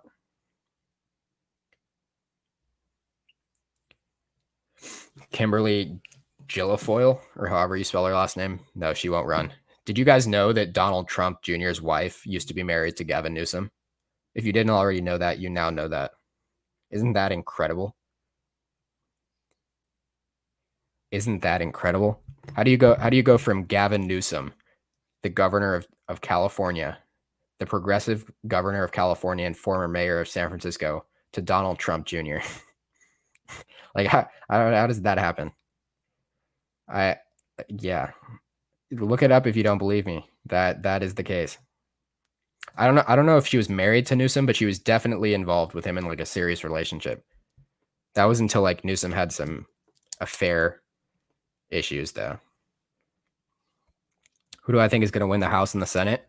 In the House, it's going to be the Democrats are going to hold on, but slightly, a whole lot more slightly than they should have. I mean, if we're talking about where do we still have races left? I actually wanted to check. Has Christy Smith been projected as the winner in California's 25th? Where is it? No, but she's still ahead. It looks like Christy Smith is going to hold on there. That's pretty impressive. It's a big win for them, for the Democrats. Why is my map different than anybody else's? If you're referring to this, it's because it's a whole lot more likely that Biden wins in Nevada and North Carolina, and I feel very confident in saying that that'll happen. I think it'll come down to Pennsylvania, Georgia, and Arizona. And I think everybody agrees with that. They're just trying not to screw up in case some kind of miracle happens. It doesn't matter that Biden won. The Republicans won the Senate and they picked up seats in the House. Biden will be a lame duck. You could say that. But I wouldn't agree with that, because the Republicans at most are going to have 52 seats in the Senate. It's likely that it will be 51-49, and Kamala Harris is the president of the Senate, most likely, which means she's casting the tie-breaking votes in a 50-50 tie in any votes. I don't think he's going to be a lame duck president. And I mean, the Democrats are going to still have the House. I think he could become a lame duck president after the 2022 midterms, kind of like what happened to Obama. But until then, I think he could get stuff done. I think John Ossoff has less of a chance of winning against David Perdue than Raphael Warnock has against what's her face, Kelly Loeffler.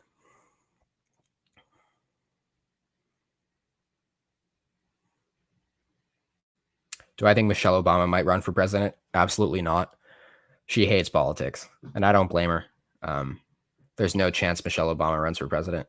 But I mean, if she did, she would probably win. I mean, to be honest, if Michelle Obama ran in the 2024 or in the 2020 primaries, if she just decided to run, she would have won. That's just a fact. Meghan McCain. Are you asking like my thoughts about Meghan McCain? I've never really liked Meghan McCain. I think she's just too wishy-washy. Kind of like capitalizing on her father too. It's going to be interesting to kind of figure out, like, in the aftermath, what kind of effect like Stacey Abrams and Cindy McCain actually had on these races. Like, how much did Fair Fight have to do with the results in Georgia, and how much did Cindy McCain's endorsement have to do with the results in Arizona? Does Trump actually have more followers on Twitter than he has voters?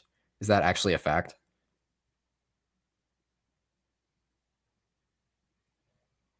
Because that would be hilarious. There's no way, because he has, how many votes does he have nationwide? He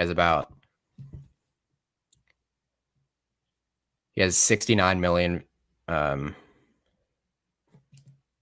many followers does he have? He has 88 million.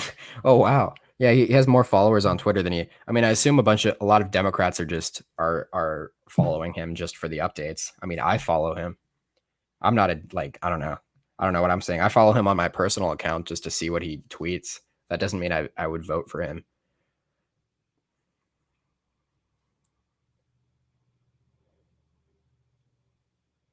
Is Trump speaking right now? No. I mean, they always end up speaking a lot later than they're expected to. Matt Gaetz is the new face of Trumpism. I think he has too many issues. He has too much baggage already. I mean, he's young too. How long has he been in Congress? But he already has so many issues. My opinion on Nikki Haley, I think she could become the first female president, to be honest.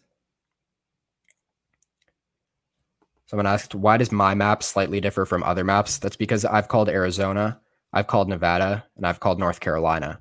The CNN current map has North Carolina, Nevada, and Arizona in the toss-up column, which is why you see 253 to 214. But I think Biden is safely going to win in Nevada, while Trump is safely going to win Alaska and North Carolina. That's why I have it at 259 to 232.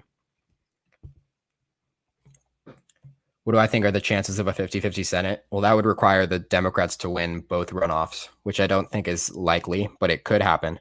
I think it's the most likely scenario is 51 to 49, with Warnock winning his race and Perdue winning his. Do you think the Dems have a better chance to secure the Senate during midterm since it won't be a presidential election? I don't think there's necessarily evidence to support that. I think it will entirely depend on how popular President Joe Biden is. I mean, if he's able to lead the country through the pandemic and the economy starts to come back, I think you could see that happen. But that's a long ways to go, and that's very uncertain whether he'll be able to do that or not. Will Harris take over for Biden within his first term? Not unless he dies or is incapacitated and is not able to run the country. I mean, it could happen, but I don't think it's super likely. What is the likelihood of a 260?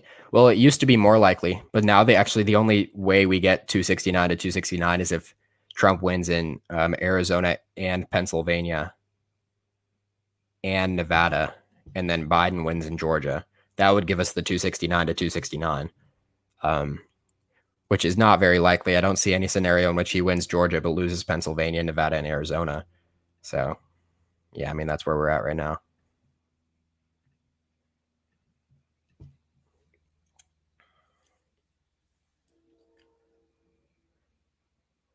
I'm not worried about Trump supporters rioting.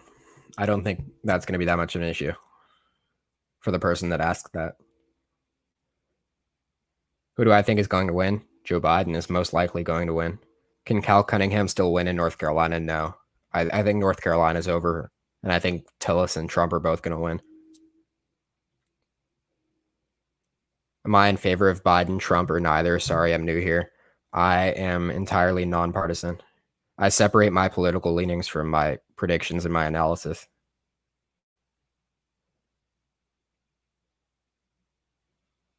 Dems should put Stacey Abrams in charge of the party. I honestly think Stacey Abrams should continue doing what she's doing. I think she's better suited to do what she's doing right now. And I think she'll be more successful doing that as well. And I mean, it's completely respectable and noble to think about what she's doing.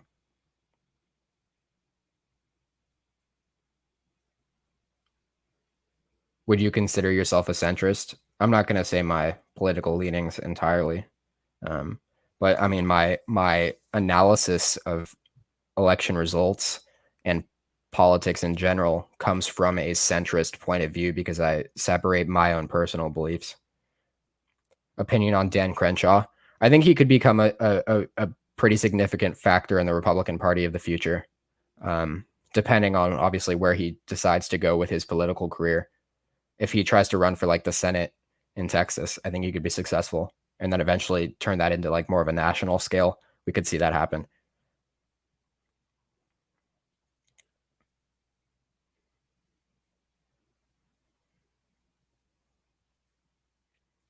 Did they give a time for the next update? Well, I'm I'm trying to think. What are the next updates? I know Pennsylvania should have all of their votes reported by the end of the day. Georgia, who knows? Nevada is tomorrow at noon, I believe. Arizona should come in batches still out of Maricopa County tonight, I believe.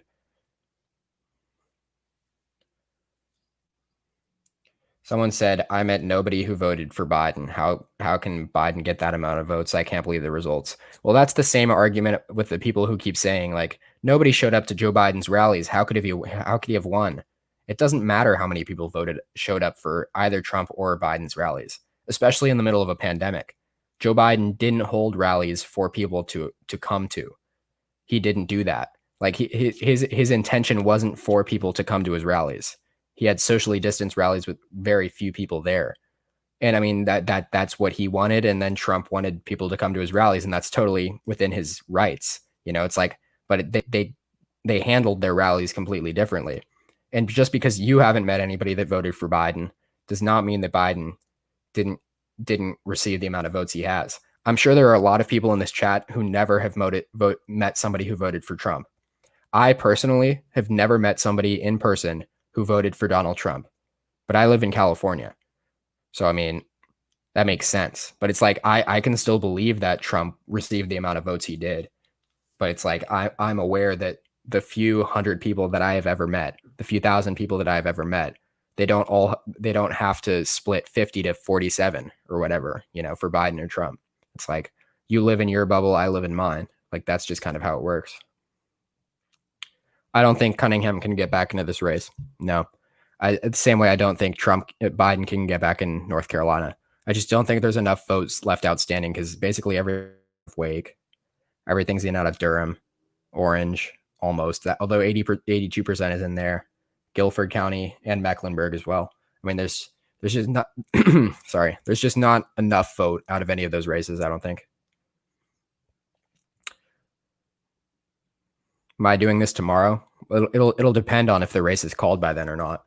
But I'll do some kind of live stream covering how accurate my predictions were. I'm definitely very interested to see where like because in my video that's linked in the description at the very end of the video, if you want to go to that right now on a separate screen, I gave my predictions to the percent for every single race. And I'm interested to see what like the average deviation was. And I'm going to try to compare that to like 538 and other forecasts as well to see how I compared. Right now, I think I'm doing pretty well, but we'll see.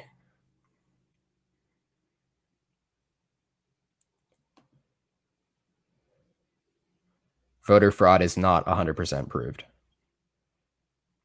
Oh, Trump is speaking? Totally did not see that. My bad. To Congress than ever before. That's a great achievement. I won the largest share of non-white voters of any Justice. How do we embrace movement.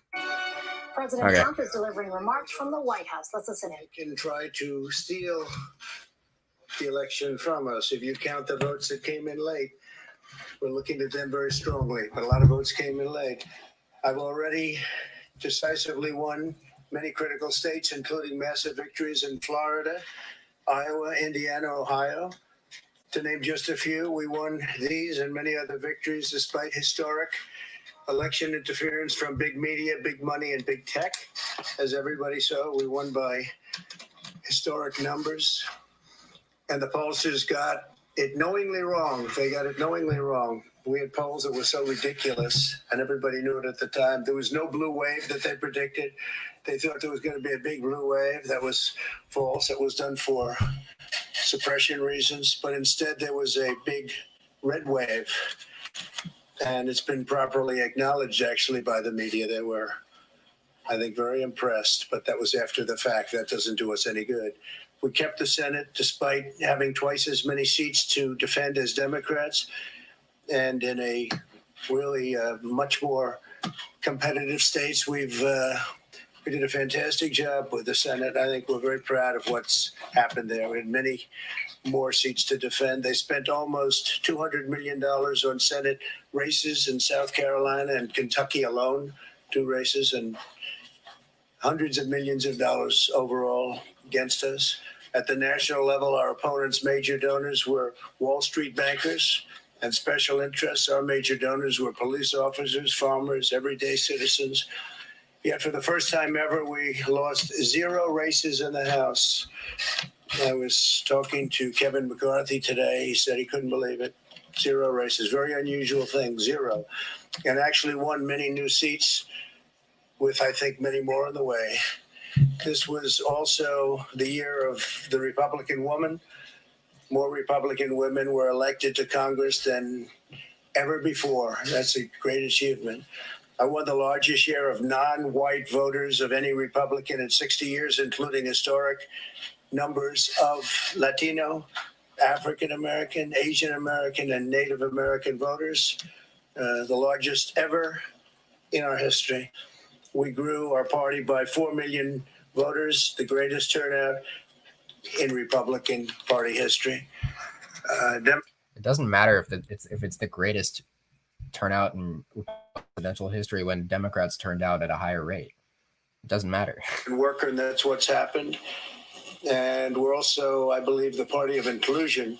As everyone now recognizes, media polling was election interference in the truest sense of that word by powerful special interests.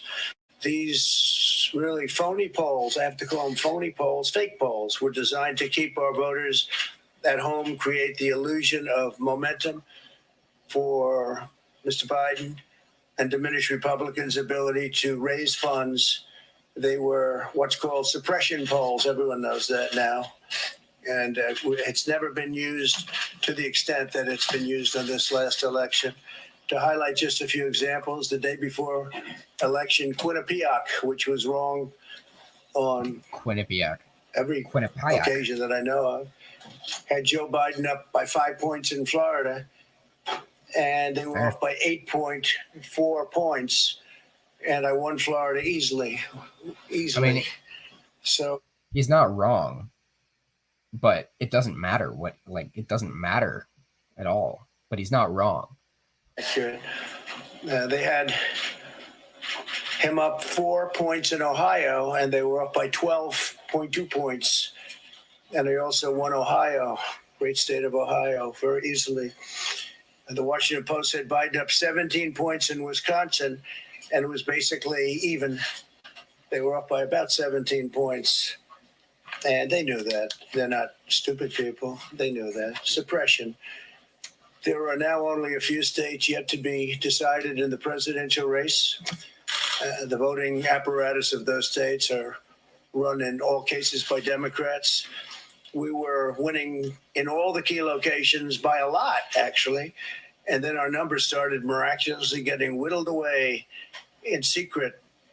And they wouldn't allow legally permissible observers. We went to court in a couple of instances, and we were able to get the observers put in. And when the observers got there, they wanted them 60, 70 feet away, 80 feet, 100 feet away, or outside the building to observe people inside the building. And we won a case, a big case, and we have others happening. There are lots of litigation, even beyond our litigation. There's tremendous amount of litigation generally because of how unfair this process was. And I predicted that. I've been talking about mail-in voting for a long time. It's really destroyed our system. It's a corrupt system, and it makes people corrupt even if they aren't by nature, but they become corrupt. It's too easy. They want to find out how many votes they need, and then they seem to be able to find them. They wait, and then they find them.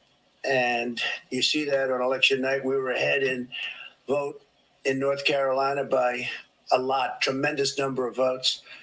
And we're still ahead by a lot, but not as many, because they're finding ballots all of a sudden. Oh, we have some mail-in ballots. It's amazing how those mail-in ballots are so one-sided, too. I know that it's supposed to be to the advantage of the Democrats, but in all cases, they're so one-sided. We were up. What? I know it's supposed to be like that, but it is like that, and that's bad. That's 90,000 votes, and they'll keep coming and coming and coming. They find them all over, and they don't want us to have any observers.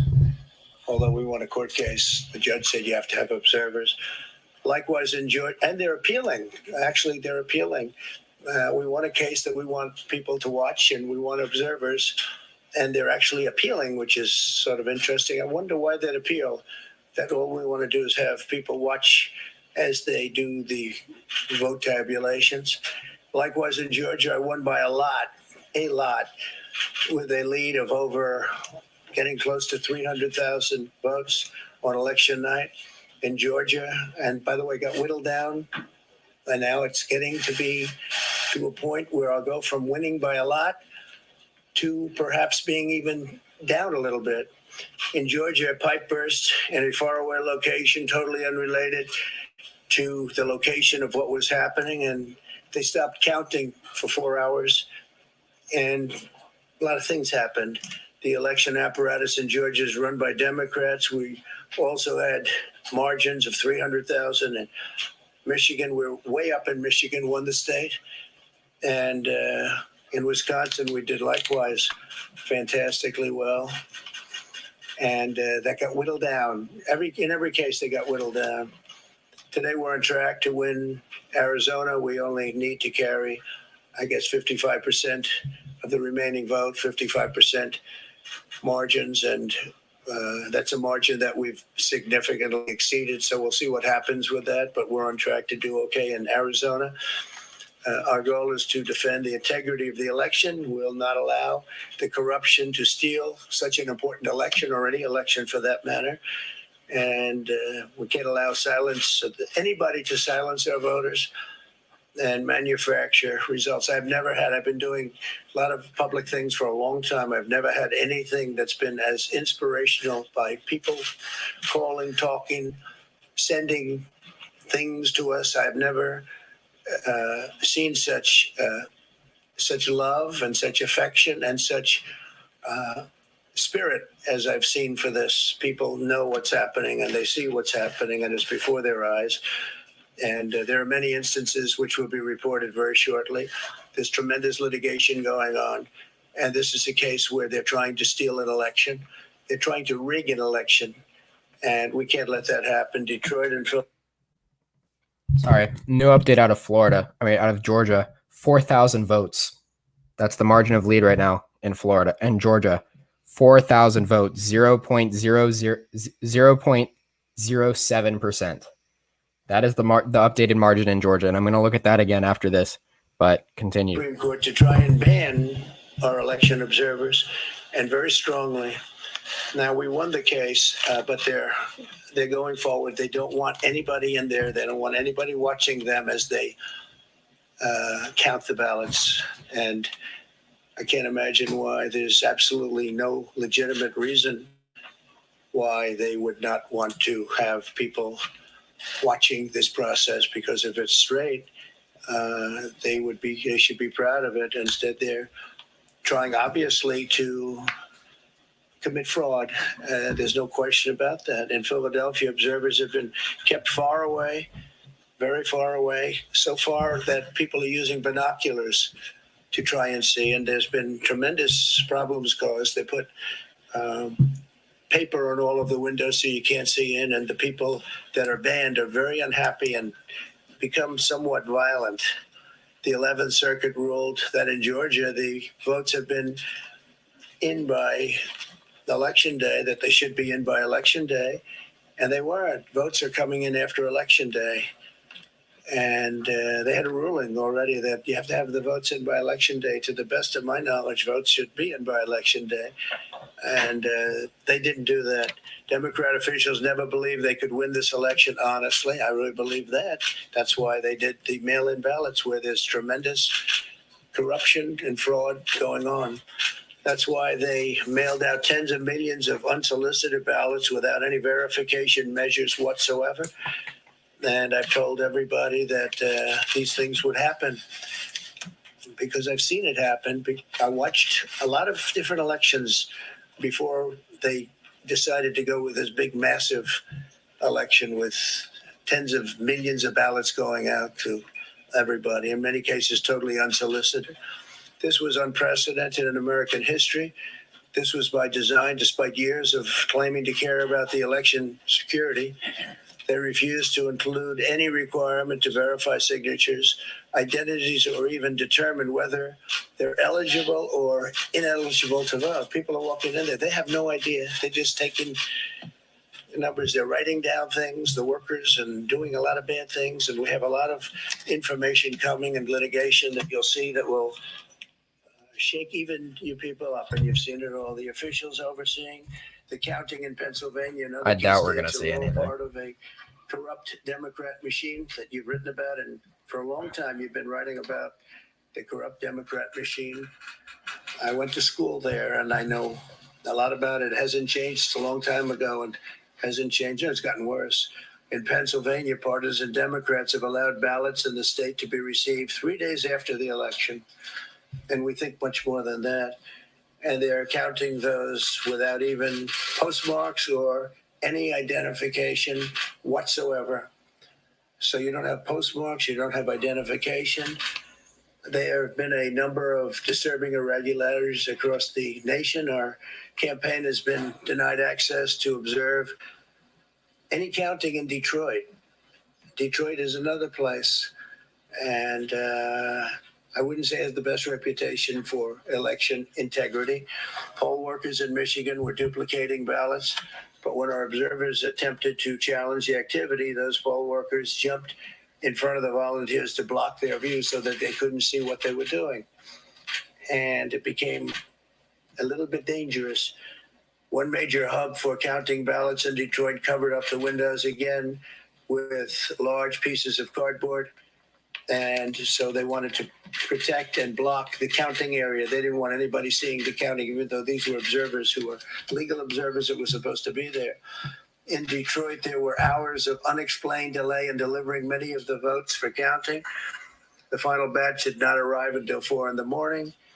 And even though the polls closed at 8 o'clock, so they brought it in, and the batches came in, and nobody knew where they came from.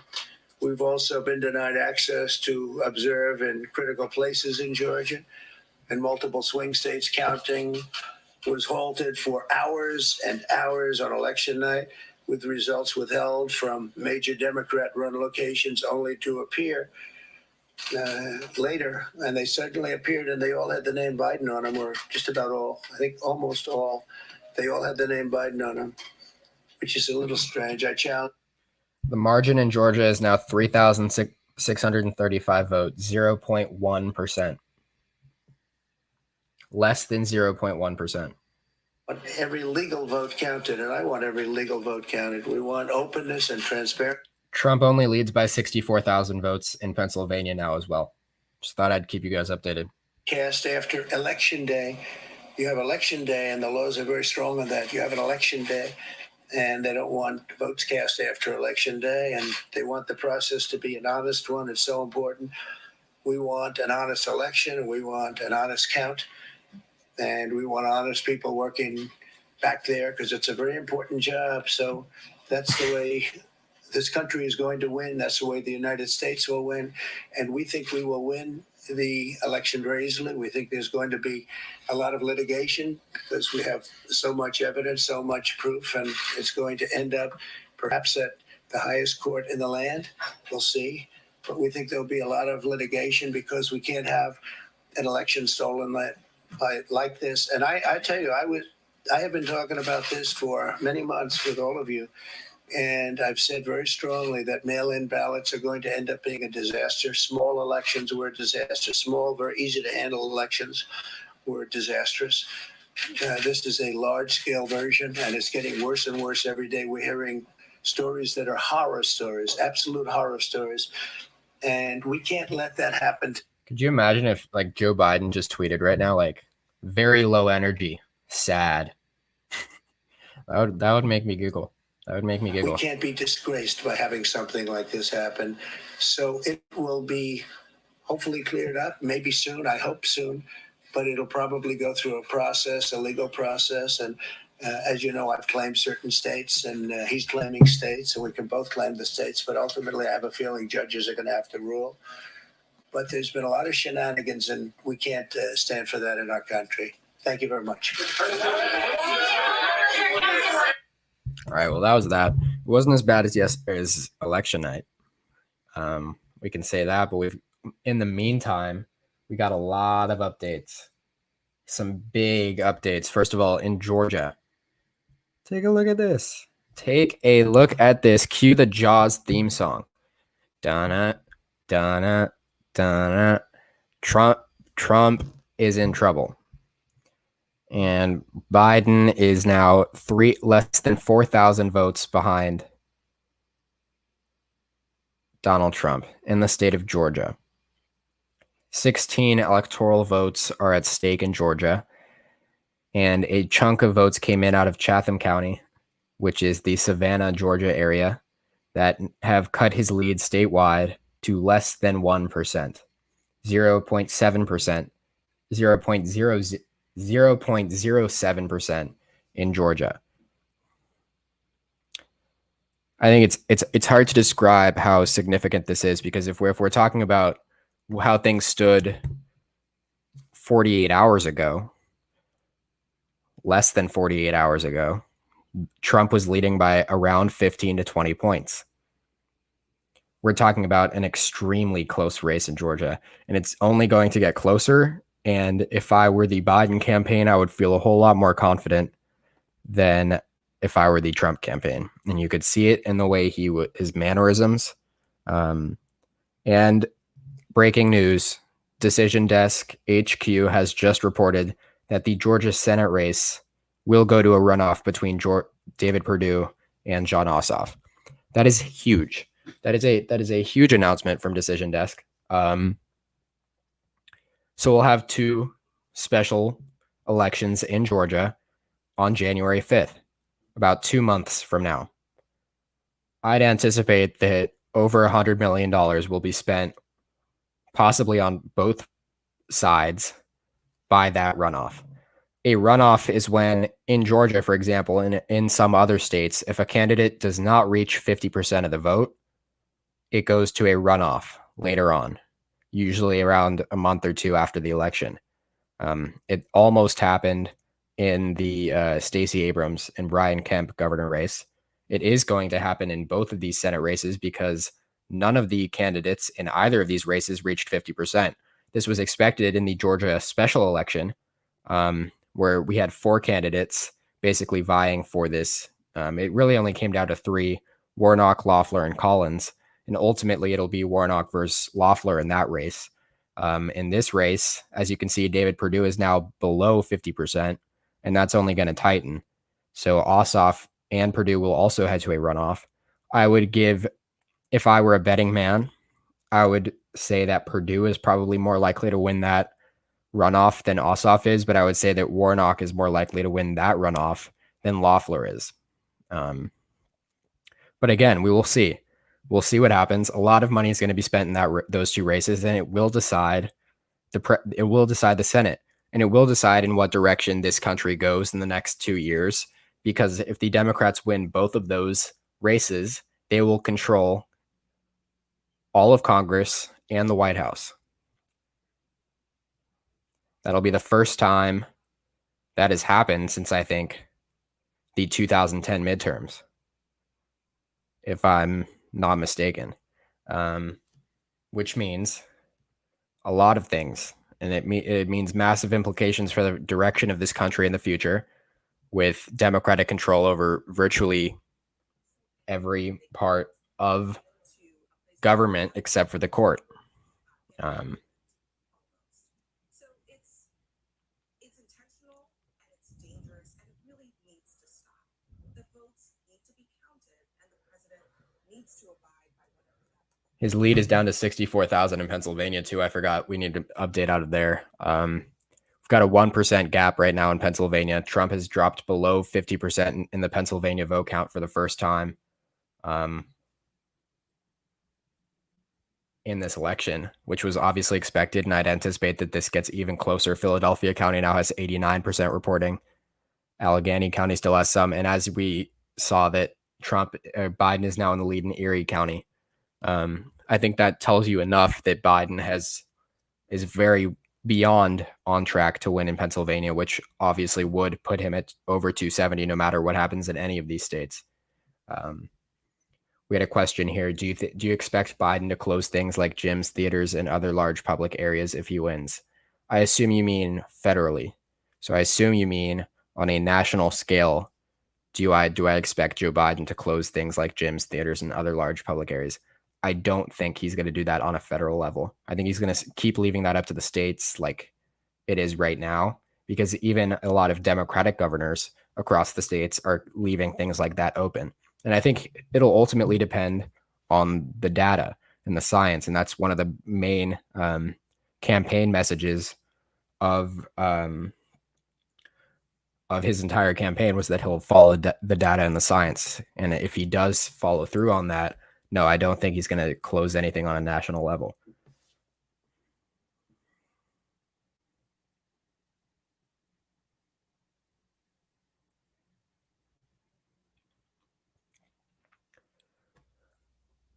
Why do you think Kamala Harris will be mocked and laughed at by other world leaders? Well, why do you think that's the case?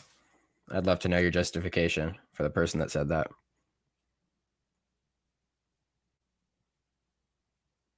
I'm a Republican, but come on, Georgia and Pennsylvania go blue. I want a president that can lead a country, not divide it. Most likely, both of those states will go blue at this point.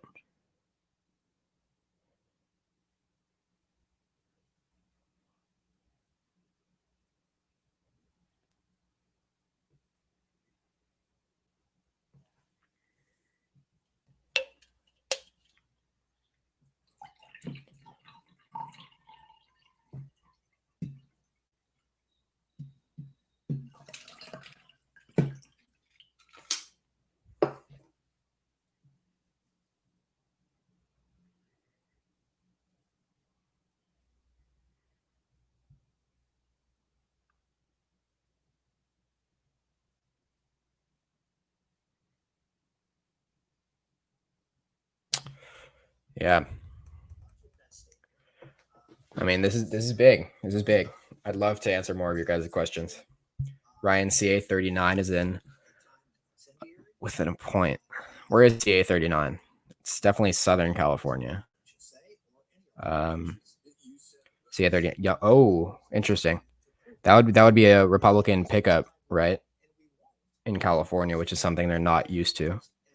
Obviously, Christie's or Mike Garcia winning in the 25th was the first Republican pickup in California for the first, like, I don't even know, a very long time, 40-ish years.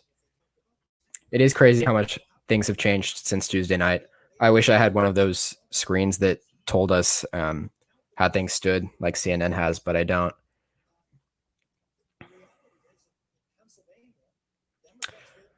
I guess we can go through everything again. I mean, if we're looking at Nevada, everything is going to come down to Clark County, which is the Las Vegas metropolitan area.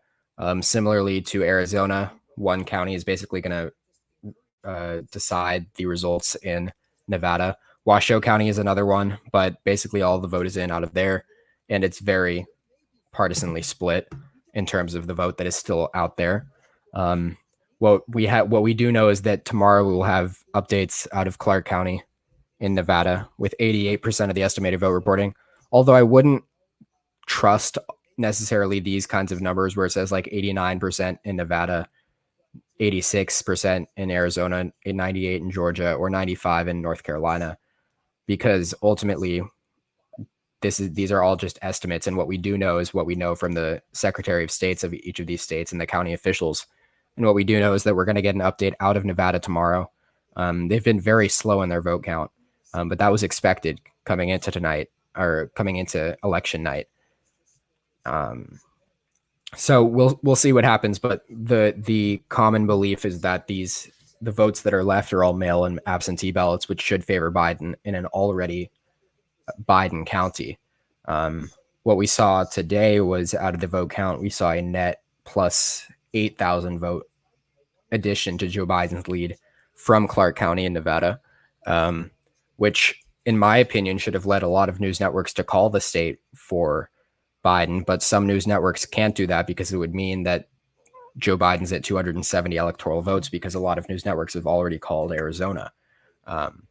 I don't know. We'll see what happens, but I would give, in my honest opinion, about a 95% chance of Biden winning Nevada, which is why I have it as blue already on my battleground map. Arizona, on the other hand, is kind of the opposite.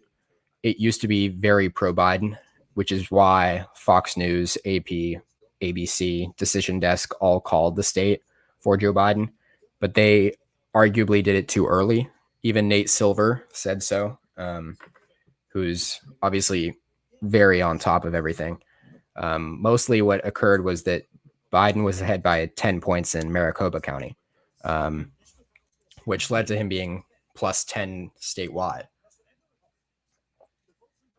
And thus, obviously, with Maricopa County holding as much weight as it did, and with, 75% of the vote in out of Maricopa County, we were led to believe that that kind of margin of lead was insurmountable for Donald Trump. And even his 4.2 point lead right now would be insurmountable statewide for Trump. He won by about 2 points statewide in 2016, or 2 points in Maricopa state, or in 2016, and about 3 to 4 points statewide.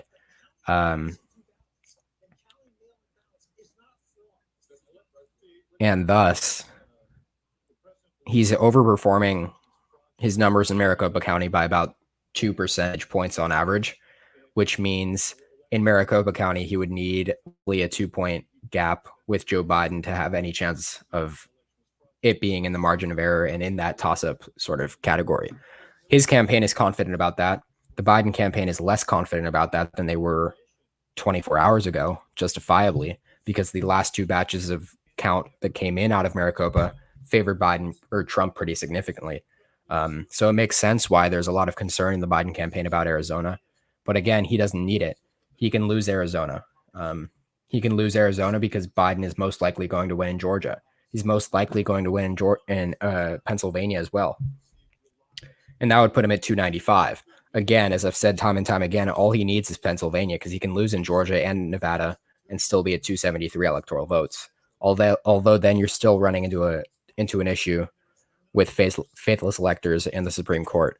But that remains to be seen. Ultimately, what it comes down to is Biden, when Biden does inevitably surpass Trump in Pennsylvania, because he's only down by 1 percentage point now, 80,000 overall. We still have about 300-ish thousand votes statewide, which should favor Biden anywhere from 70 to 80% to 20 to 30%. Ultimately, Biden will win in Pennsylvania by 50 to 100,000 votes. I've said this time and time again.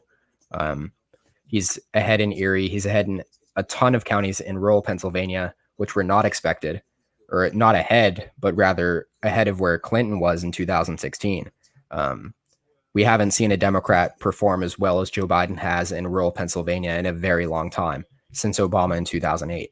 And even then, it wasn't as impressive. He's leading in Bucks County by 2.4 points, and there's every reason to believe that that's going to improve. He's leading in Northampton County, which is probably going to improve as well. These are two swing counties that went to Trump by significant margins in 2016.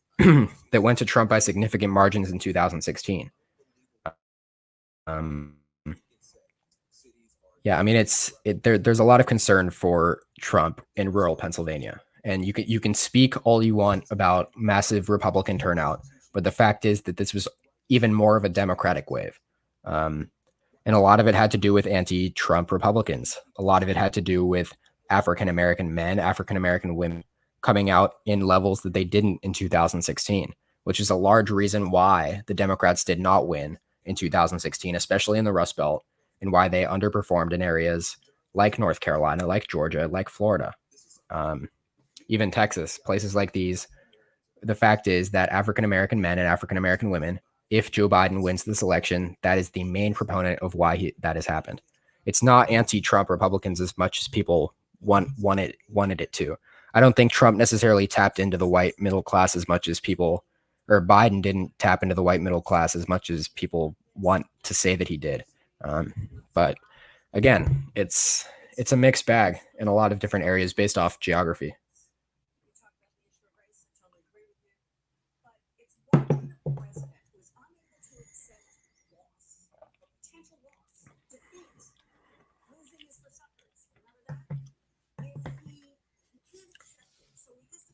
We can talk about Georgia in a second. My voice is almost shot. That's why I'm talking quieter. Is democracy. How can you do that when you are president of the United States? Again, not surprising, but just shocking and very sad. Fun fact, the amount of people that are watching this live right now is the same amount of people that separate Joe Biden and Donald Trump in Georgia. So everybody watching this stream right now is the amount of votes that Trump has over Joe Biden. It's not a lot of people. I mean, it is a lot of people, but it's also not on a grand scale. I'm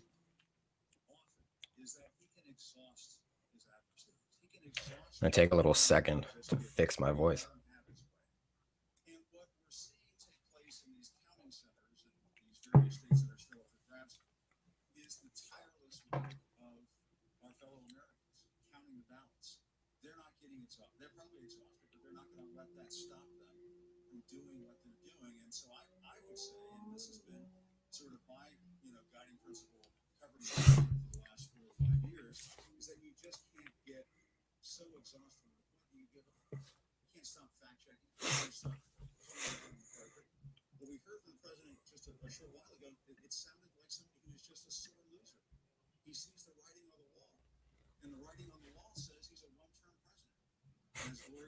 Jim Acosta is just ripping into Trump right now.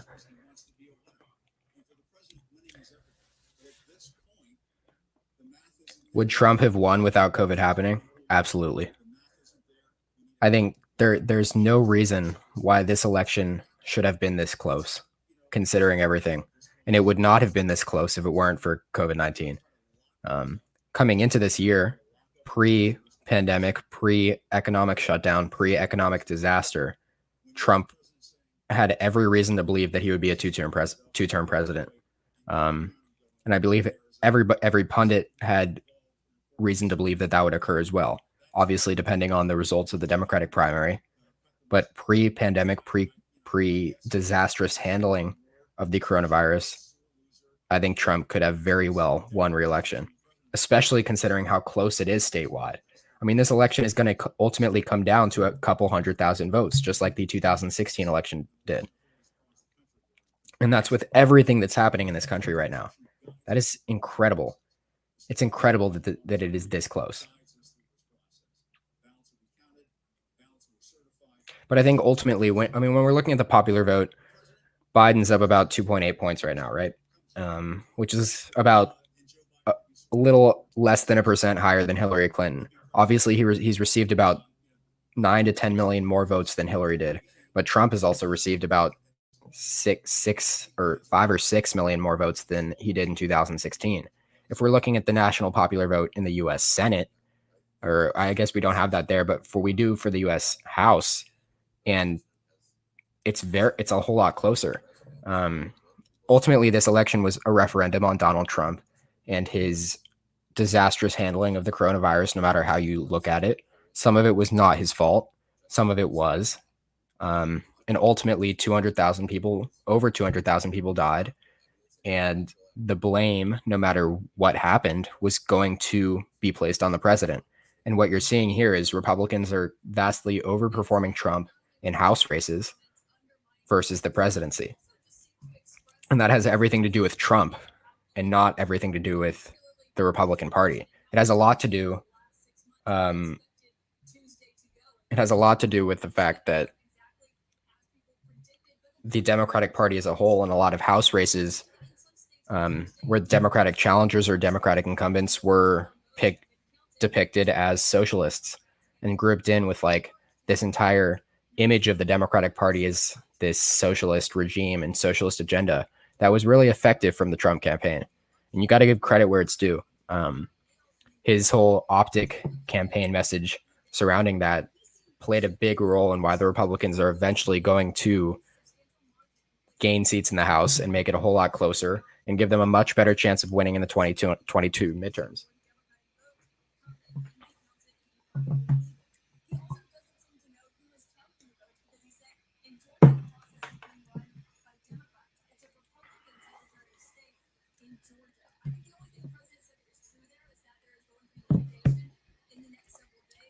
I think we're going to see any moment now that Biden takes the lead in Georgia. And it's going to get him to 269. I don't think we might not see a call tonight in the presidential race, but we certainly will by tomorrow. It has everything to do with Nevada's incompetency. It has everything to do with the incompetency of overall of the USPS, of the state legislatures in Pennsylvania, Michigan, and Wisconsin, who just refuse to count ballots before election night. There's no reason for that. There's no reason not to count millions of absentee and mail votes until the polls close on election night. There's no reason for it. Florida, we had like 90% of the vote in within an hour because they counted votes beforehand. Why couldn't every state do that? We wouldn't have this issue. We would not have this issue. Joe Biden would have been called the winner on election night instead of having this absolute disaster occur. And it's so ridiculous. And it's not to blame the Democrats, because the Republicans control the state legislature in Wisconsin, Michigan, and Pennsylvania. It is not to blame on the Democrats at all.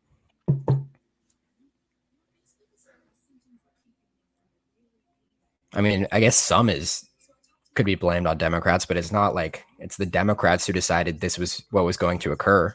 I mean, we all knew that Wisconsin, Michigan, and Pennsylvania were going to take forever, and that Trump was going to lead on election night, and then Biden would come back. And everybody knew that Trump was going to claim victory, even though he hadn't won yet. And not all the votes had been counted. Everybody saw all of this coming. Well, any wit saw this coming, but they're just so incredibly incompetent.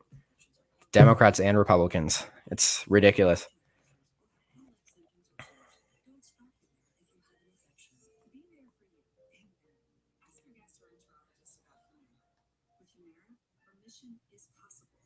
It's like this is the kind of thing we see in third world countries. It's ridiculous. It's like how like America is supposed to be the leader of the free world. We're supposed to be the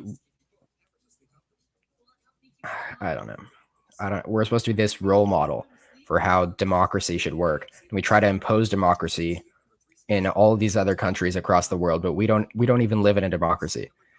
We live in a democratic republic, which is democratic to an extent, but so many of our institutions are not democratic. And it's like a lot of it has to do with the societal level. I mean, we're talking about a vote count that was actually done very well and very effectively. And I think a lot of Americans should be very proud of the amount of volunteers and nonpartisan people who spent hours deep into the night counting all these ballots, millions and millions of ballots. It's really impressive and it's really commendable to see. But these people who just had no idea that this is how it was going to work with mail-in ballots, and the incompetency of state legislatures to allow ballots to be counted before election night, this is the reason why we're in this situation. And everybody saw it coming. So what exactly happened to Arizona, and who do you predict to win now? Well, in Arizona, we saw the opposite effect of what was happening in the Rust Belt. We saw the early vote and the mail-in vote get counted very early on, especially out of Maricopa County, which is the Phoenix metropolitan area. What we saw was Biden ahead by about 10 points statewide and 10 points in Maricopa, which led a lot of news networks to believe that Biden was going to win the state. And I mean, polls were suggesting that prior as well. And I'm sure like exit polls were showing that too, because there's no reason that Fox News or AP would have called Arizona if they weren't at least 99.9% sure that Biden was going to win in Arizona. But ultimately what we're seeing happening is the opposite effect of where Biden came back in the Rust Belt, but Trump is starting to come back in Arizona. And a large part of that is because of the early vote that was dropped off in Maricopa County late that is only now being tabulated. And that in large part is Republicans, because Democrats were more worried about their votes not being counted and sent in their ballots earlier than Republicans did.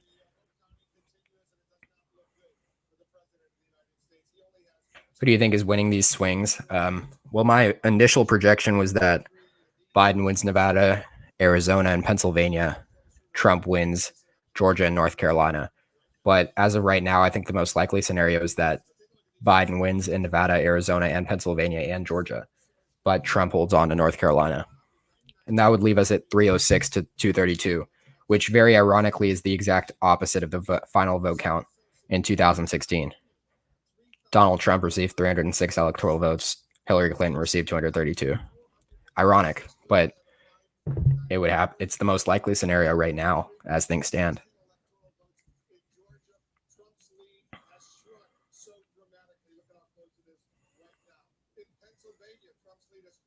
Why is Maine red? It's just because the 2nd district is representing all of northern rural Maine, and that's why it looks like that on the map. But Biden has won in the at-large statewide and in the 1st district.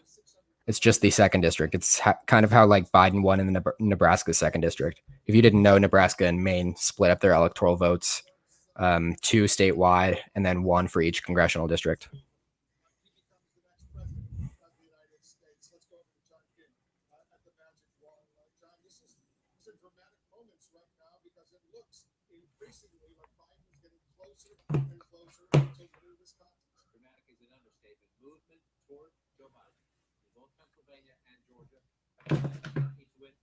Could Trump get Nevada? He could, but it's unlikely. I don't see a path for him in the state at all.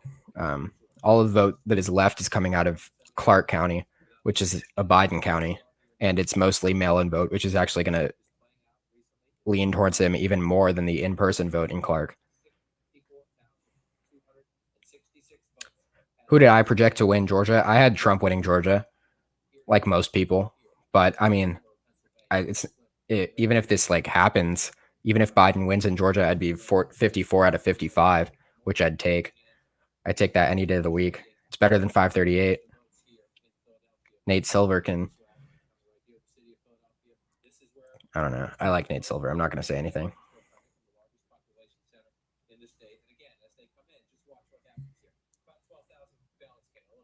Could Trump get Arizona? I think out of all of the states that are remaining, he has his best chance. I mean, if we're talking about these 4 states being the ones that are remaining, I guess North Carolina is the most likely state that is still uncalled that he'll win. But I'd say the next likeliest is Arizona. After that, the most likely is, honestly, I don't even know. I guess it would be Georgia. If he somehow like stays ahead there by like a couple hundred votes, even like maybe 1,000 votes. Even then, I would say he has a better chance in Nevada than he does in Pennsylvania, which is bad for him because if Biden wins, he's at 273 and the election is over. Like that's how dire the situation is for Trump. And that's why you see him freaking out in that press conference and freaking out because he knows that if Pennsylvania flips, which it inevitably will, it's over for him.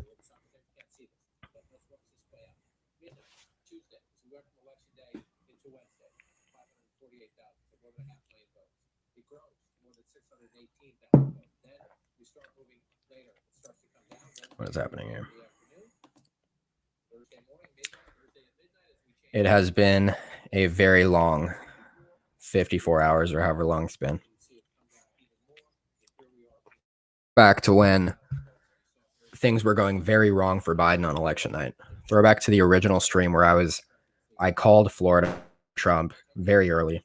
Same with Texas, Ohio, and North Carolina. I called Georgia too prematurely. I'll admit to that. What's going on here? Something with the chat.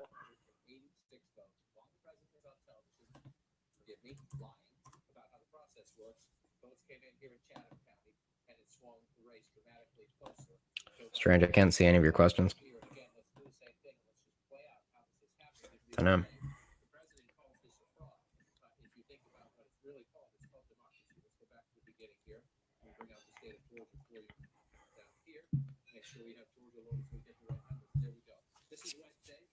Georgia updated again, did it?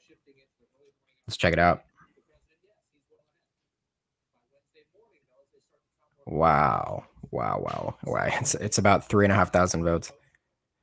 I mean, it still is. It's not like it's updated necessarily.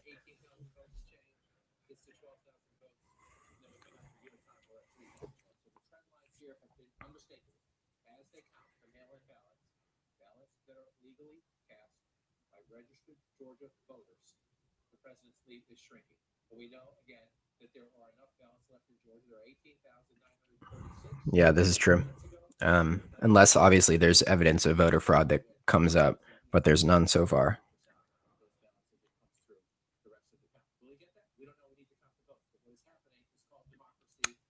Okay, this is good news. I assume that's from Maricopa County, like another batch like we got 2 of last night, which should favor Trump. I want people to know that it should favor Trump.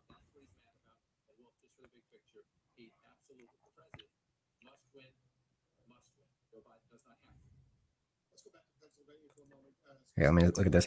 Even if only Warnock wins the runoff and Perdue wins the other, do you think moderate Republicans like Susan Collins could kind of act as a balancing force between Dems and Reps? I think so, but there's also a lot of moderate Democrats like Steve Manchin and John Tester.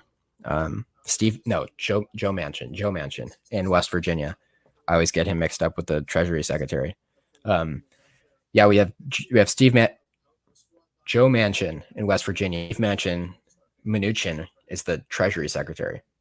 Yeah. Okay. John Tester in Montana. Joe Manchin in West Virginia. Sorry. We've got a lot of moderates on both sides that could ultimately swing in either direction. And I think that's one thing that people liked about Joe Biden was his ability to work with Republicans and Democrats. That was a lot of his appeal as a moderate Democrat. He was very successful as vice president, and a lot of Republican senators really respected him and liked him.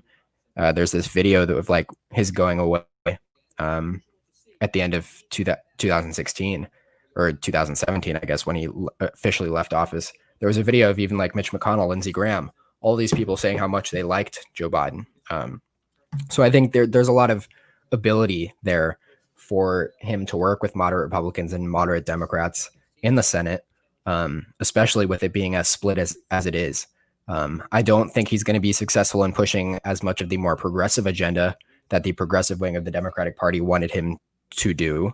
I think he would have been more successful doing that if obviously the Democrats did better in Senate races. But I don't think he's going to be a lame duck president like a lot of people say. Susan Collins is an example of a Republican senator that could swing either way. So is Lisa Murkowski from Alaska. There are a few. Mitt Romney as well. Yeah, I mean, I think we'll see what happens. I was stunned. I don't know if you were watching the election night live stream where I was live for like 10 hours, but I was shocked. And it happened as soon as I saw the results out of Miami-Dade, which swung 22 points, I think, into Trump's column from 2016. But that was mostly from Cuban voters that just completely rejected the socialist agenda that Trump was trying to paint Biden as pursuing. And yeah, I was stunned. It's shocking that he's going to win Florida by almost 3 times as much as he did in 2016. It's really incredible.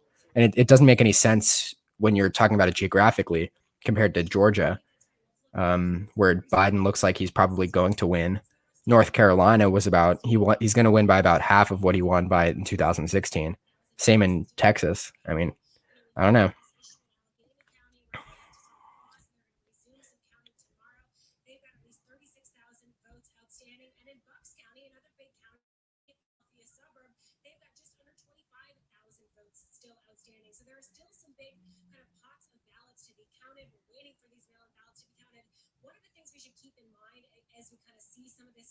To a little bit trickle is some of these counties are contending with ballots that have an issue going through the scanner. So they may be dealing now with thousands of ballots that they have to count by hand. And we're not talking about counting ballots that they're not supposed to be counting. If it doesn't have a secrecy sleeve, it's not getting counted. If it doesn't have a signature on the outside of the envelope, it's not getting counted. We're just talking about ballots that have an issue going through. Yeah, I guess we're still waiting for more results.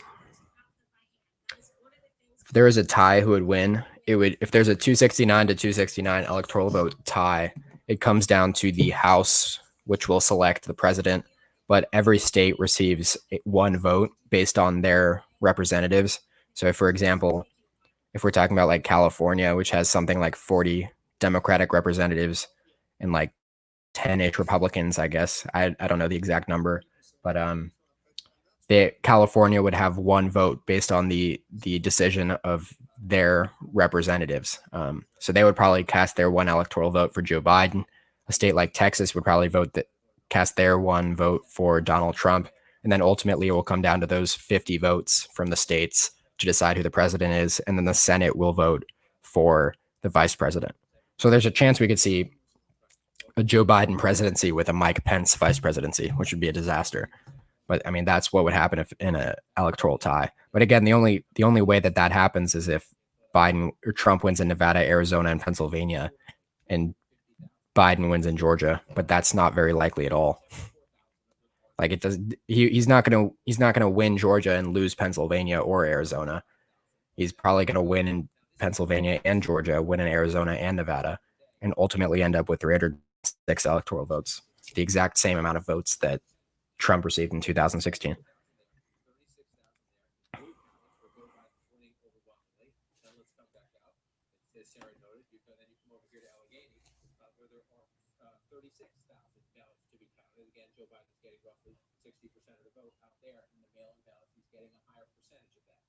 These ballots that we're looking for, 250,000 and change, are overwhelmingly in blue Democratic areas.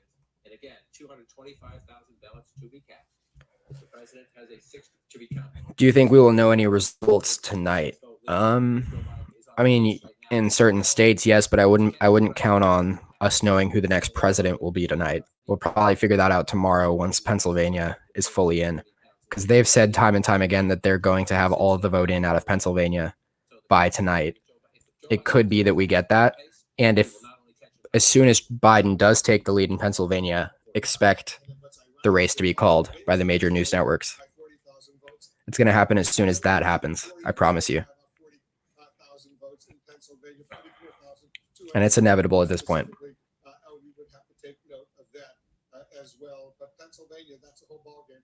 20 electoral votes. If Biden wins those 20 votes, it's all over no matter what happens. I mean, this is a good question, but we have never had a divided White House before, like an actually polarized divided White House before.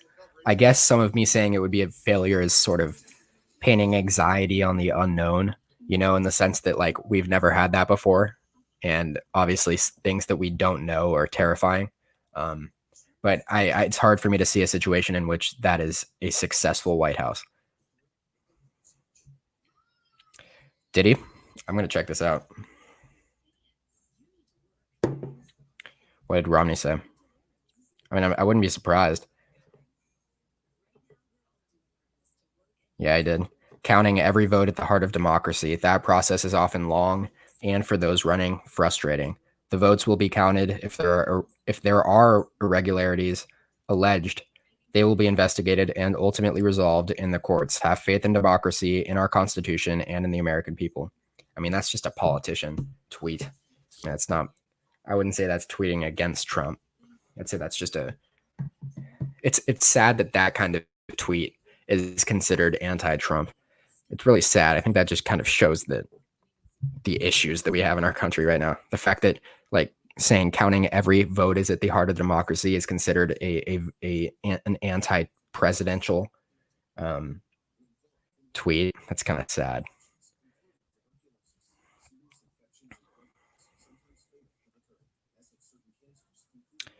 Jackson was a genocidal president, 100%. Incredibly racist. Although there were some positive aspects to his presidency. I don't think they outweigh the negative aspects, but with a lot of these older presidents, it's like you have to weigh the positives that the positive aspects of their presidency that had massive implications for the what we hold as our like values today, as like the American values. And I guess the only real positive you can take from Jackson's presidency is that he expanded voting rights and was really a champion for democracy. I would not call Biden the projected winner overall when he wins in Georgia, because that would only put him at 269, which isn't quite enough, unfortunately. I want this to be over at this point. Everybody knows that Biden is going to win, but we just can't do it yet, because that would be, I don't know.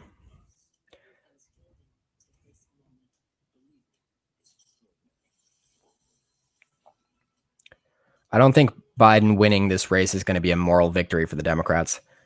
I think overall, there's no way of looking at this from like a nonpartisan viewpoint and seeing this election as a victory for Democrats whatsoever. It's disappointing. And again, I think Nancy Pelosi and Chuck Schumer should both lose their positions of power.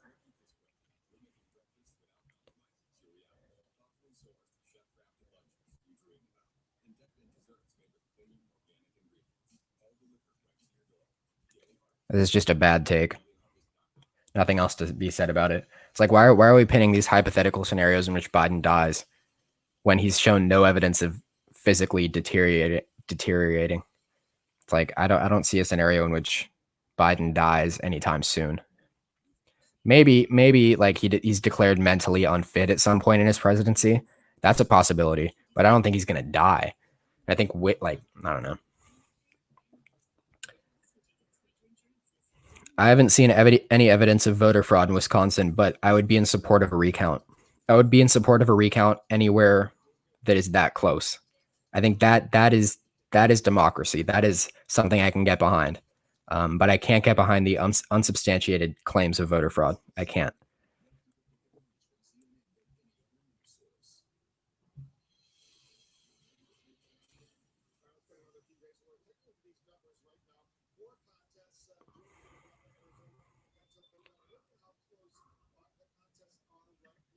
Yes, every vote should count because that is true. That is a true part of our representative democracy. Facts. I assume that that's what you're saying. Yeah, this is exactly what I'm saying. I mean, there was a positive, but he was insanely racist and killed so many Native Americans. A recount in Georgia should happen. I don't know if it will happen, but it 100% should, because that race is going to be decided by less than 10,000 votes. And I think 100% that there should be a recount in Georgia, without a doubt. I think the Biden campaign would fully support that too, even if they win.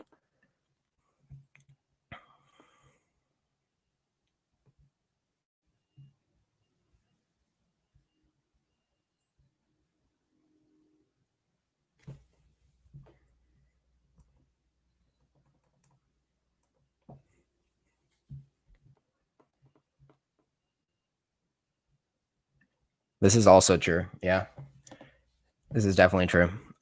Yes, I mean there were positive aspects, but it doesn't make me get over the fact that he was incredibly racist and damaging in that sense too. I mean every president from the before basically the 21st century was racist to some extent and awful and to some extent socially, but it's like some were worse than others, and Andrew Jackson was definitely on the far worse side of that spectrum.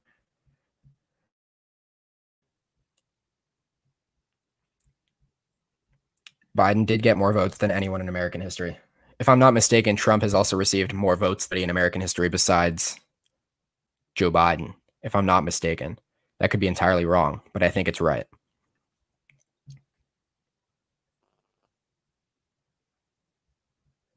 I'd say the odds are very good that Joe Biden wins in Georgia. It's very likely that he wins in Georgia. It was looking likely already on election night, and it's starting to look likely now as well. I mean, late on in election day, but yeah.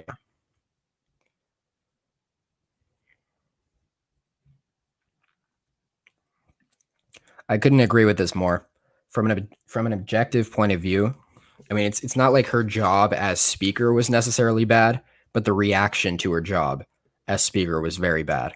And that's why the Democrats lost as many seats as they did, when they really shouldn't have. There's no reason why they should have lost this many seats in a race where they defeated the Republican incumbent. There's absolutely no reason. I think that's entirely unprecedented.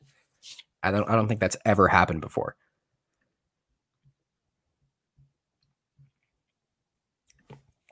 I'd say Biden's chances are anywhere from 80 to 90%, borderline above 90% at this point.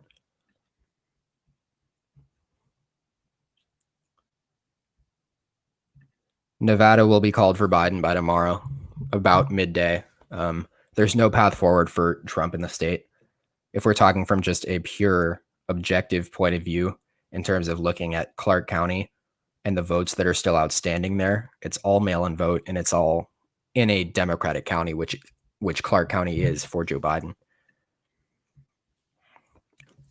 A runoff is what occurs when in a state where there's a law that when neither candidate receives 50% of the vote, it goes to a runoff about a month or two later, which is a race just between the two candidates that receive the most of that vote. So say that there's like 4 candidates in a race and the first candidate gets like 40%, the second candidate gets like 30%, the third candidate gets like 20%, and the last candidate gets like 10%.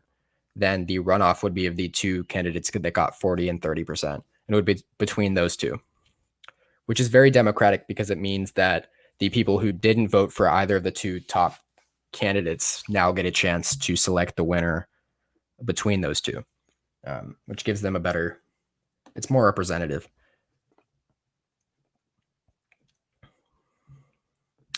Trump's speech on election night was awful. There's no other way of putting it. It was awful.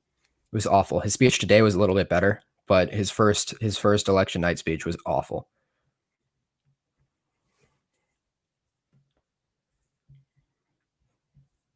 I agree with this. The division is real regardless of who wins, and that is the worst part of the election. Yeah, it's going to be bad no matter what happens. This election won't change much of anything on a social level. It'll change some things in terms of like a policy perspective, for sure. But socially, I don't think it might like stall our country's issues for a little bit. It might delay them, it might delay us from confronting them, but it's not going to stop them from still being there. My thoughts about the youth vote, disappointing once again. I mean, every year we always think that that more young people are going to turn out than the previous election, but every year we're just disappointed.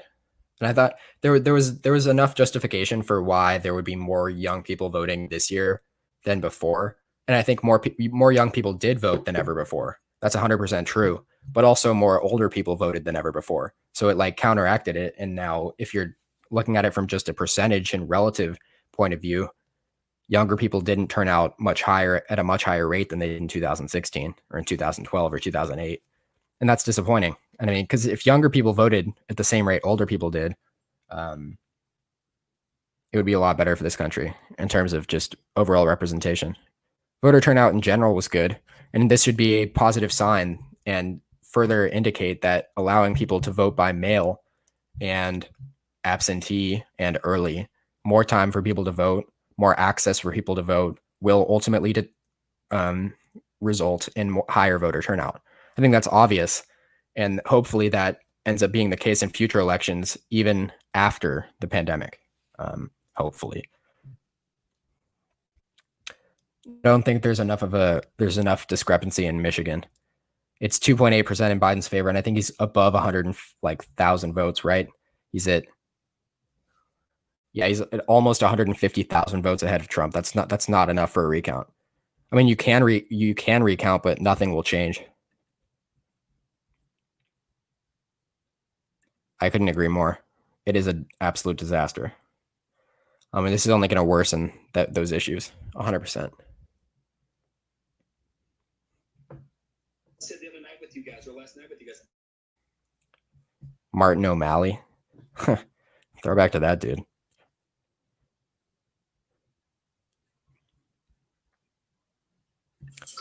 I use Keynote for my videos. It's just it's a Mac software. It's very simplistic and easy. And that's why I used it. I've just never like moved on from that or like gone on to like bigger and better software just because I've never felt the need to.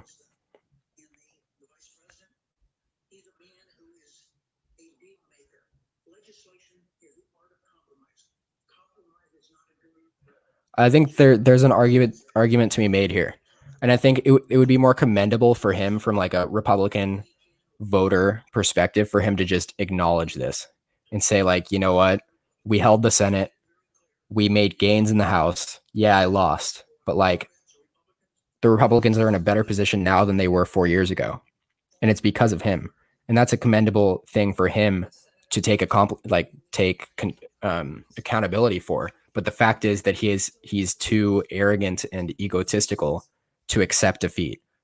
Even though it would be 10 times more commendable, I would respect him a whole lot more if he just admitted that he lost because he received less votes. And there was no voter fraud. At least as of right now, we haven't seen any evidence of actual voter fraud. But he did help his party hold the Senate and make gains in the House. And that's a good thing for him. It's a good thing for the Republican Party. And that's commendable.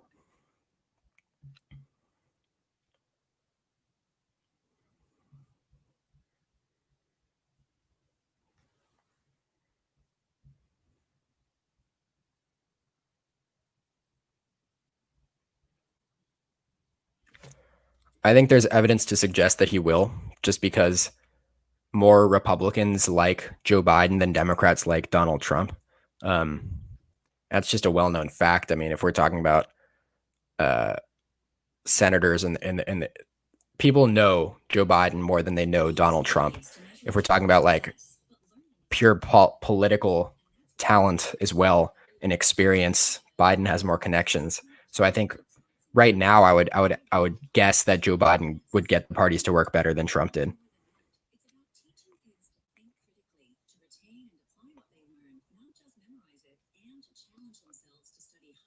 How many total ballots are remaining in Georgia and Pennsylvania?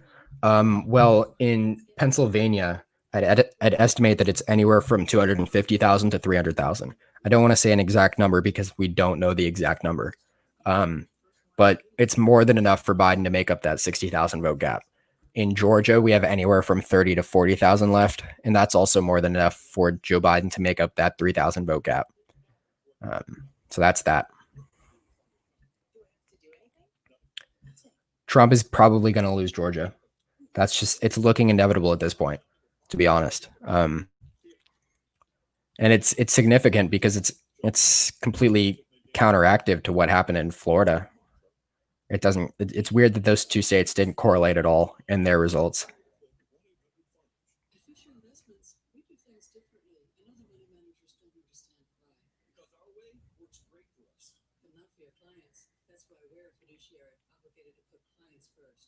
So what do you provide? Cookie cutter portfolios? No. Retail portfolios to our clients' needs. But you do sell investments that earn you high commissions, right? We don't have those. So what's in it for you? Our fees are structured so we do better and our clients do better.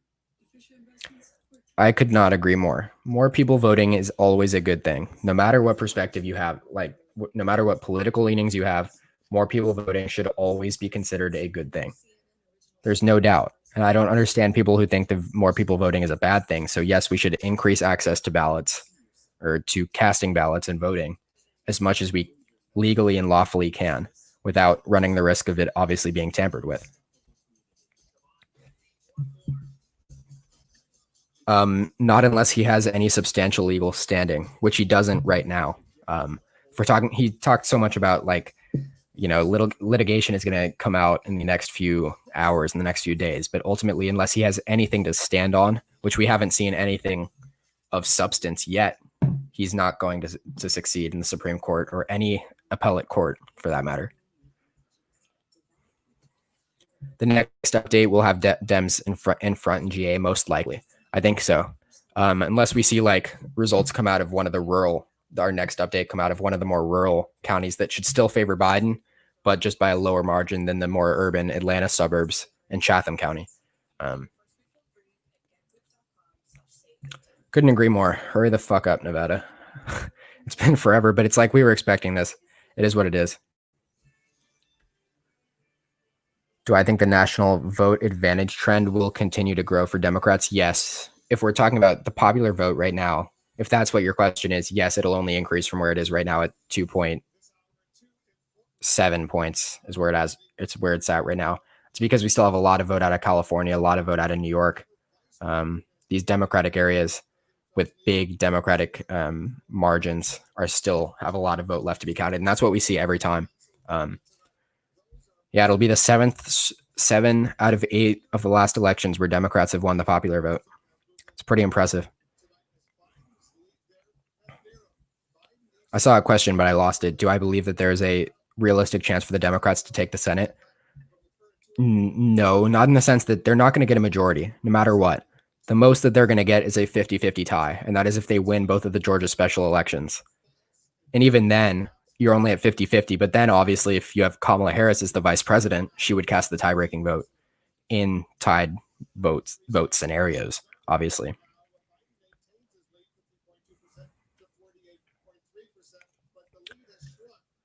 Pennsylvania or Georgia. I think Pennsylvania will be called before Georgia. I don't think Georgia's going to be called until a recount occurs because Georgia is going to be ridiculously close. Oh, do we have new vote out of Arizona? New vote out of Arizona. Okay. New vote out of Arizona. Yeah. Okay. Did we get new vote out of Arizona? I think we did. Okay. We definitely did. I assume so. If I'm not mistaken, we got new vote out of Arizona.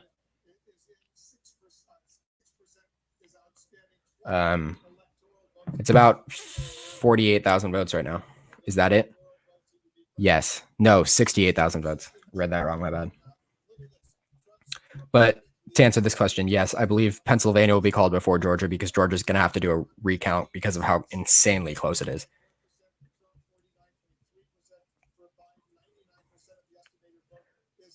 Exactly. I mean, even if we're not looking at it from like a biased point of view, I mean, this is it makes sense why Republicans don't encourage like expanding voting rights as much as Democrats do. It's because more votes mean more Democratic votes. That's just kind of how it works. And it's sad that it is that way, but it's like, you understand. I mean, if Republicans want to win elections, they need to hope that more vote. That's just like, it is a fact. And you can understand from like obviously it's not morally right, but it's from a practical sense, it's fine for them to want that.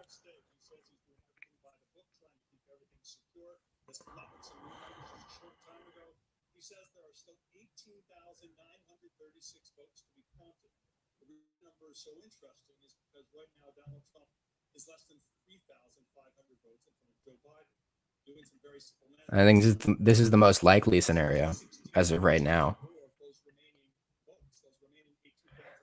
It's honestly at any point. Like, Georgia's such a revolving door; it could happen at any second that we get more votes out of Georgia because they're basically being taken out of their ballots. They're being set up, and they're getting rolled over to the county clerk or whatever office that tabulates the results. Then they have to all be looked at by a nonpartisan review, and then they get tabulated, and then finally we get them. So it's a long process, but it could occur at any second, at any time. Biden's lead is less than 2% in Arizona. Yeah. I think I had his lead in Arizona coming into election night somewhere around 0.6 points. So the closer it gets in Arizona, the better for my prediction. But that's selfish.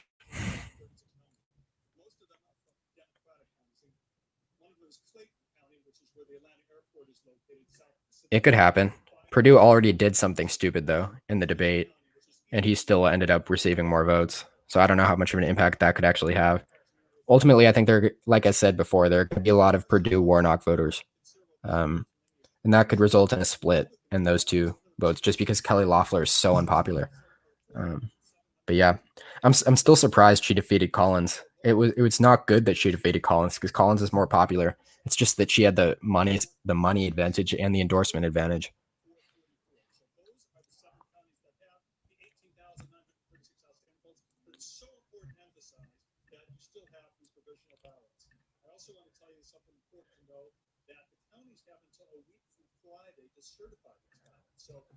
So this is an interesting question without like an obvious answer. I mean, the most obvious answer is that rural areas usually feature more non-college educated white voters, which is the biggest demographic in the Republican Party since basically the dawn of time. I mean, especially for Trumpism, white non-college educated voters go to Trump at a much higher rate than white educated or like college educated voters. And urban areas typically feature more diverse. Obviously, it's a more diverse electorate in urban areas, which inherently helps Democrats because they perform better among minorities, especially African Americans and Latinos, Asians, etc. But urban areas feature, obviously, it's a more diverse electorate, which includes minorities from a racial perspective, from a social perspective in every sense. I mean, it's all about socio-demographics. This is what I've said time and time again. I mean, we're talking about economic status, racial status. We're talking about education status. All of these factors, tons more that I'm just not thinking of right now. I mean, gender. We're talking about all of this. But there's all kinds of reasons why Democrats do better in urban areas than Republicans do in rural area, or than they do in rural areas, and Trump and Republicans do better in rural areas than they do in urban areas. Sorry, that was a jumble of words, but I hope you get my point.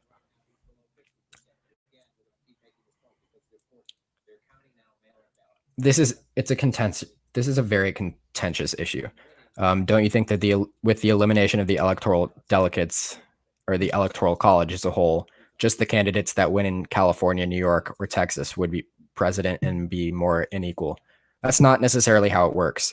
I totally understand the perspective of a person in Wyoming fearing that the urban areas of California, Texas, and New York, will ultimately determine presidential elections. But how do you think people in places like San Francisco feel when they know that California is going to go to whatever is going to go blue, and they know that their vote does not matter as compared to a state like Pennsylvania? Sorry. Let me retract this. From a purely Democratic point of view, and from like a campaign point of view, why is it that presidential candidates focus so hard on just swing states and completely ignore all of the other states that they know will either go blue or Republican? It's because of the Electoral College, and they know that only these swing states are going to decide the election. And the fact is that a vote in a state like Pennsylvania is 10 times more important than somebody's vote in a state like California, or even Wyoming or Idaho. And that just should not be the case. Every vote should be equal, in my personal opinion. And I totally understand where you're coming from with the sense that you don't want these urban areas to control all of the entire country. But the fact is that that wouldn't even be the case. It's like every vote matters and counts the same if we were to just go off of popular vote. I don't know. It's late. That wasn't a very great explanation.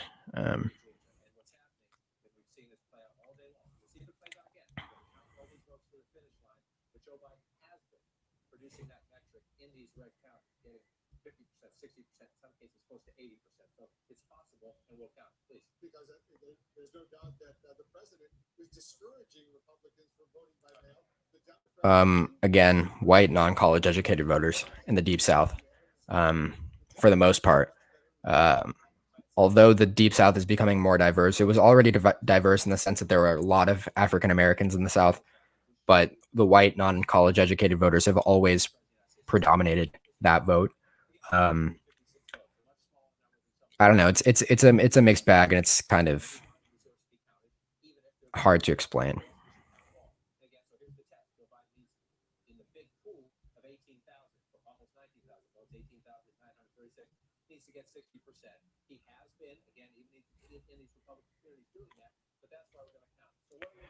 I'm not saying that you're not educated.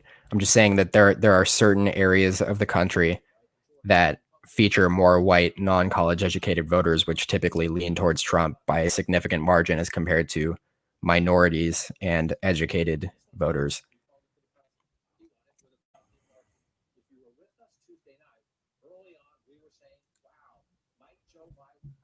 I can get behind this as well. It's just an issue, that there are 4 million people that voted for Trump in California, right? I mean, I don't know where it's standing right now. Like, if you're looking at it from like a Republican perspective as well, there are 4 million people almost that voted for Trump in California, and their votes just did not matter at all. There are more people that voted for Trump in California than there are in like Utah, Idaho, Montana, and Wyoming, North Dakota, and South Dakota combined. It's ridiculous. It doesn't make any sense to me that should be the case. It's like if you don't want to abolish the Electoral College altogether, at least do make it proportional. Say that like Biden receives 65% of the vote in California, so he gets like 40 of its electoral votes. Trump gets 15. Even that would be more democratic. Because it's like those 4 million people in California that voted for Trump should not have their vote just be ignored every single year, you know? Same way that those 73,000 people that voted for Biden in Wyoming shouldn't have their vote not matter whatsoever. But it's like someone's vote in New Hampshire matters all that much more. It's not a good thing.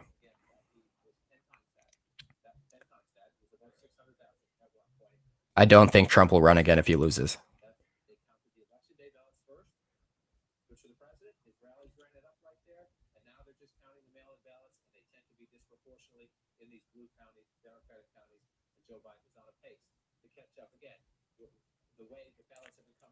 I'm starting to think that a recount could benefit Biden more than it could benefit Trump in Georgia. Because if we assume that most of the votes that are tabulated incorrectly are probably mail and absentee ballots, which help Biden, it could ultimately happen that even if Biden is ahead and the Trump campaign requests a recount, that it ultimately just ends up in Biden winning the election in Georgia by a larger margin.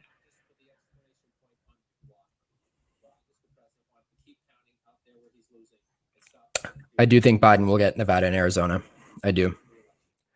Arizona, I'm less confident about them.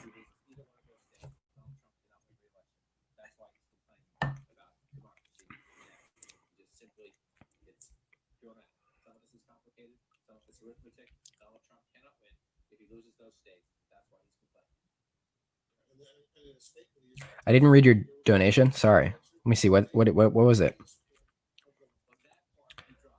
Please comment it. You don't have to donate again. Please just comment it and I'll respond to it.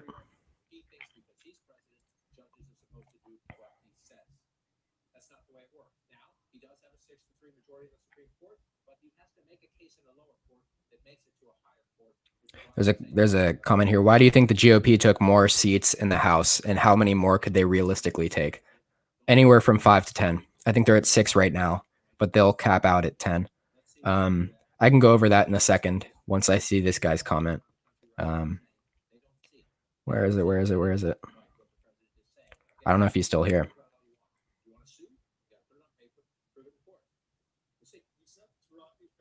This is a fact too. It's a good thing for Republicans and Democrats. I don't see it as a partisan issue at all.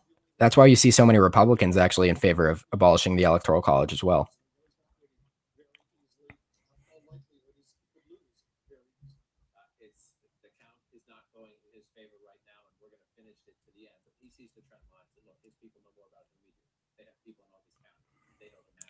I don't think Pennsylvania is going to be close enough for a recount. I think Georgia will be close enough for a recount, but that won't matter because Pennsylvania will be called for Biden, and that's enough to get him the victory.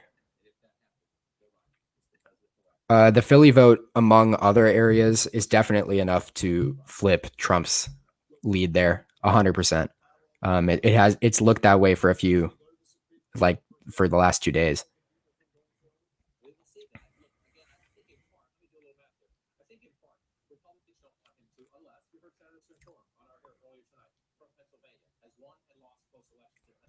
I'm using New York Times. I see a lot of comments like these.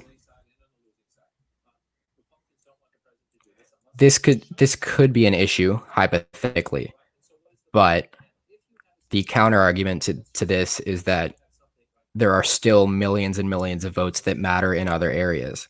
And we've seen time and time again when candidates focus on just urban areas, even within swing states, they end up losing on a statewide scale because of how many voters are still important in the rest of the state. That's what we've seen in Pennsylvania a lot too. Also, typically these urban centers are a whole lot more partisan in favor of the Democrats than other areas. So I don't think it would be a very good use of time for either party to focus that much on these kinds of areas regardless. But it means that states like rural and suburban California, which has millions and millions of voters that could swing technically either way, would get a whole lot more attention, similarly to like urban areas in Ohio, you know?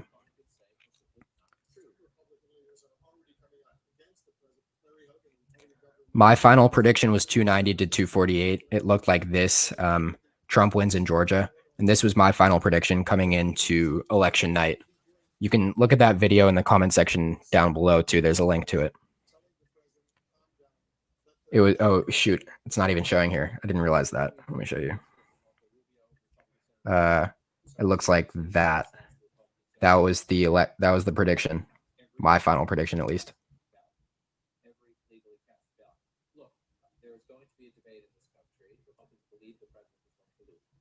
They don't want to talk about that publicly right now because of the chainsaw that he can be on Twitter to them, and because of his popularity with the Republican base. Look at this map. Okay, so here's the comment. The fact that Florida Latinos believe Trump about Biden being a socialist blows my mind. Do they not know the difference between social democrats and socialism? Yeah, I mean it has everything to do with the Trump campaign being extremely effective in championing this message that the entire Democratic Party is in favor of socialism, just because they allowed Bernie Sanders and AOC to be on their platform building. And it's exactly what has happened in all of Florida. And it's interesting to see because this wasn't necessarily the case where Latinos swung towards Trump in states like Arizona or Texas. It was really just focused on the Miami-Dade, especially the Cuban population in Miami-Dade and Florida. It's an really interesting development, and one that should be concerning for Democrats. But it's like, what can they do? I mean, if you nominate someone as moderate as Joe Biden, it's like I don't think they could have nominated someone who has more notoriety for being moderate than Joe Biden, and yet somehow the Trump campaign was still able to cast him as this socialist agenda pushing candidate. It's interesting. I don't know what to make of it. There are a couple of donations that I'm trying to see. Will a third party candidate ever have a chance? Not in our current system. Not unless we instill ranked choice voting. That would be one example of a way to get a third party candidate a chance nationwide. He's abiding domestic terror. The marshal is preparing to remove him. He only lost one branch executive while bolstering Republicans. Yeah.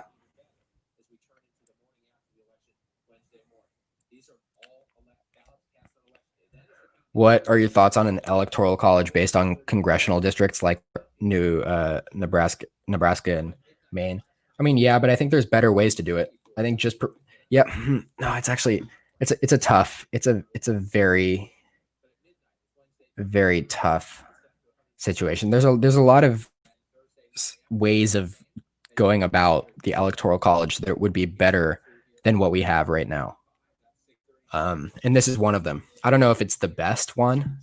You have to kind of see it in practice, but it would be better than what we have now. I guess that's the answer to that question.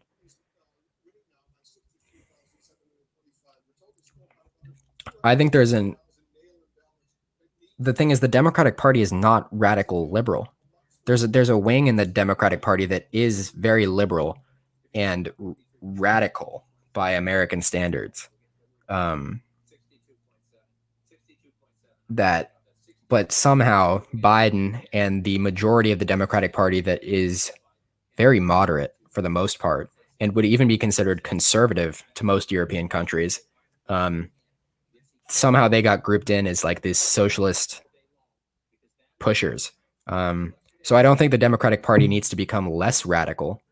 If anything, they need to be to champion more progressive voters. I think that's the argument in a lot of the Democratic Party right now, that moderatism, Joe Biden, didn't ultimately help them at all that much. And I think that's why you can make an argument that Nancy Pelosi, as well, among countless other things, should not be speaker anymore. So yeah, I don't know. I think Georgia is on its way to becoming the Illinois of the South. This one giant city with a huge African-American population that surrounded by basically complete ruralism and conservatism that ultimately will help Democrats win. I mean, if we're talking from here, let me show you.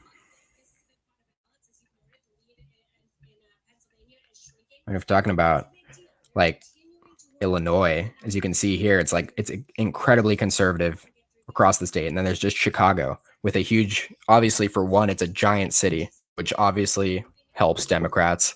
but it's a huge African American population, which helps Democrats even more. And then you're looking at Georgia. There are a few more Democratic areas in Georgia, but it's really just Atlanta and the Atlanta suburbs that really help the Democrats there. I think it's definitely on its way to becoming the Illinois of the South, the way that Illinois is the Illinois of the Midwest.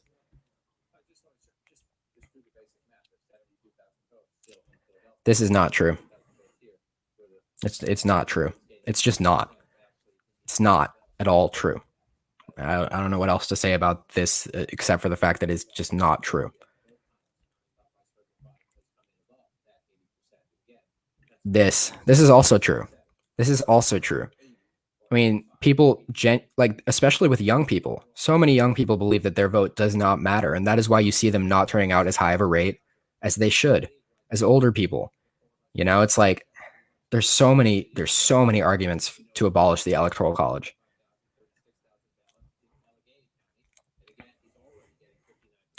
I hope so. I think going to a multi-party system would be good. If anything, just have it be proportional voting and then at least have some representation in government for smaller parties and at least give people the option of feeling like they can vote for smaller parties. Because right now people feel like they have to decide between these two candidates, and the majority of the country does not support everything that either of those candidates are for. The majority of the country is independent. The majority of the country does not vote in elections. You know, it's like most people, I'd bet that 99% of people do not support everything that either the Democratic or Republican presidential candidates are in favor of. You know, it's like, I certainly don't support like everything Joe Biden is for. I certainly don't support everything that Trump is for. You know, it's like, give people more options. And that could be resolved in ranked choice voting. It could be resolved in proportional voting. You know, it's just more democratic in every sense of the word. And there's a reason why the U.S. is ranked like 30th in the entire world in terms of like the democracy meter. This is one of many examples why.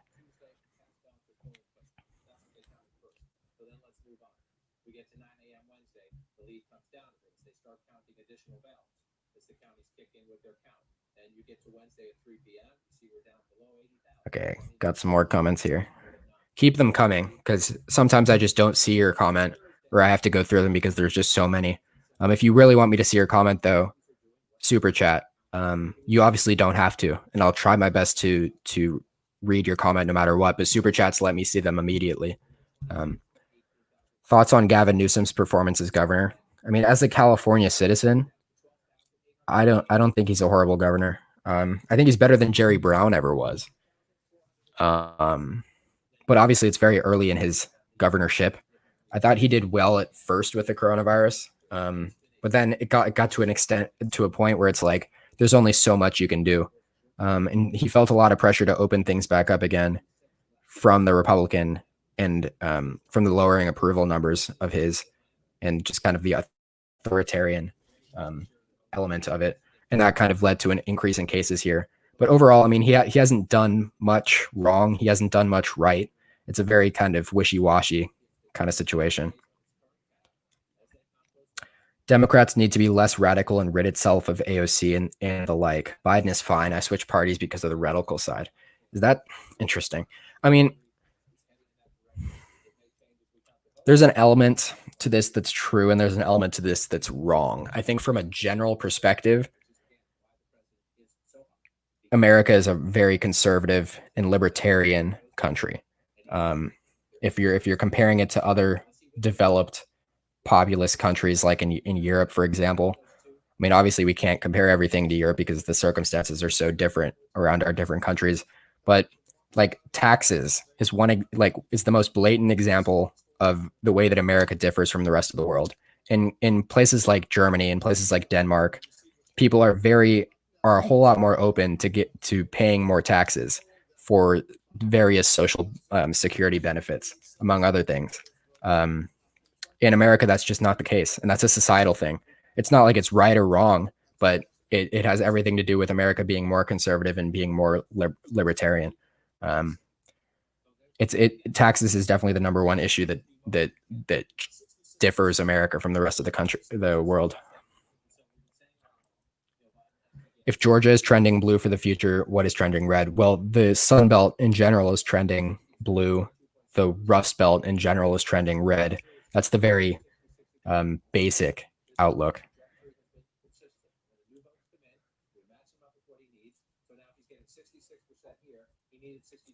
Why is the West so liberal? A lot of urban population centers.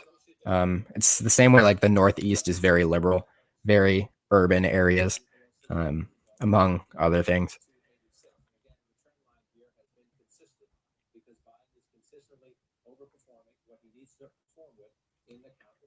I mean, I live in an extremely liberal area of California. It's an extremely liberal bubble. So yes, I've never met anybody I've never met anybody in person that voted for Trump.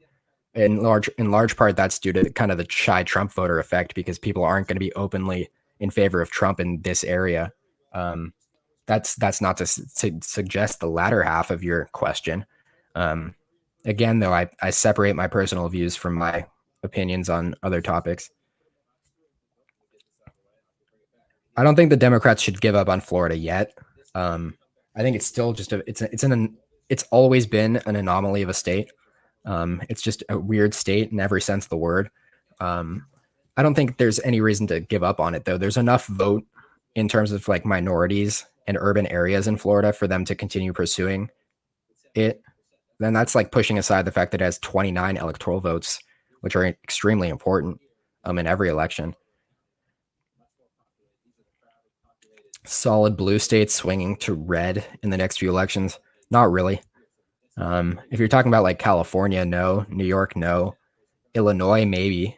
Illinois could be one of the few states. Minnesota, I wouldn't consider Minnesota a safe blue state, though. But I mean, those are the only Illinois and Minnesota in like those like Midwestern states. Maybe Michigan, maybe Wisconsin, maybe Pennsylvania. But again, I wouldn't consider any of those safe blue states.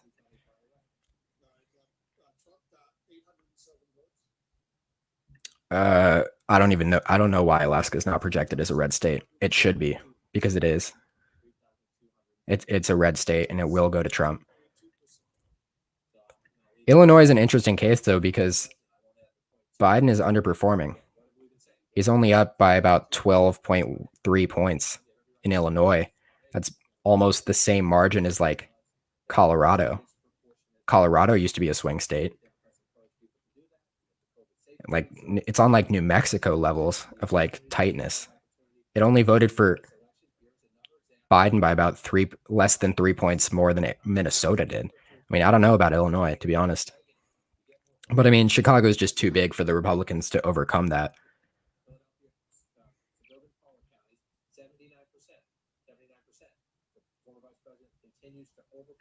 Absolutely not.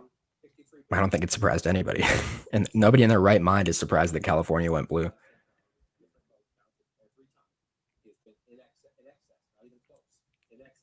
Yeah, I mean, you could argue to some extent there's voter fraud and voter suppression in every single election. But it's not a significant factor most of the time. Voter suppression is a significant factor, but voter fraud is not. This is not true. California, New York, and Illinois make up, I don't know, maybe 20 to 30% of the population. It's like, are you just going to ignore the other 70%? It's just not true. Texas polls were wrong because, I don't know. I mean, it's this, I don't know. It's just, it was, I think polls were overestimating turnout in a sense and overestimating a lot of things.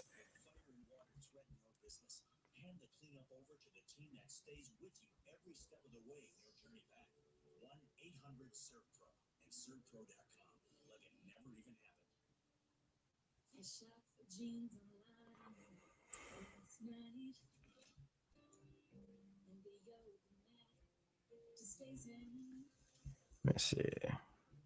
What other kind of questions do we have?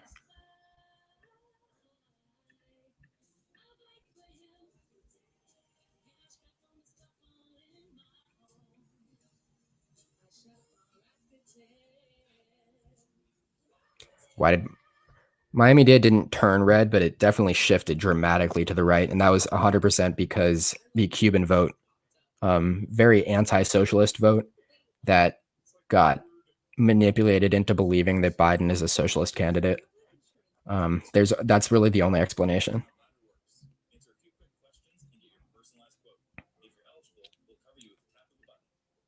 I mean, I'll express my personal view on marijuana legalization. I'm in favor of marijuana legalization.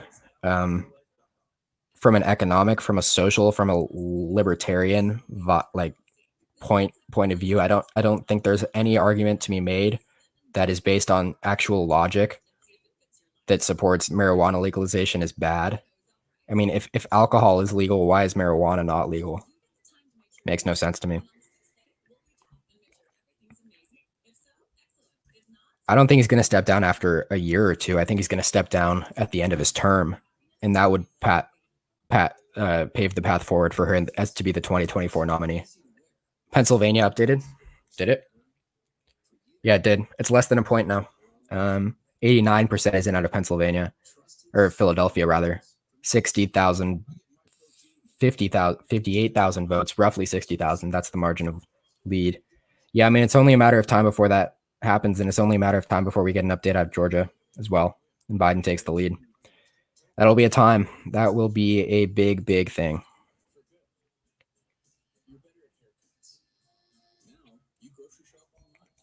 What do you mean by us becoming a solid blue nation? Do you mean like us, the country becoming more liberal? Or do you mean like the country voting for Democratic candidates in every election?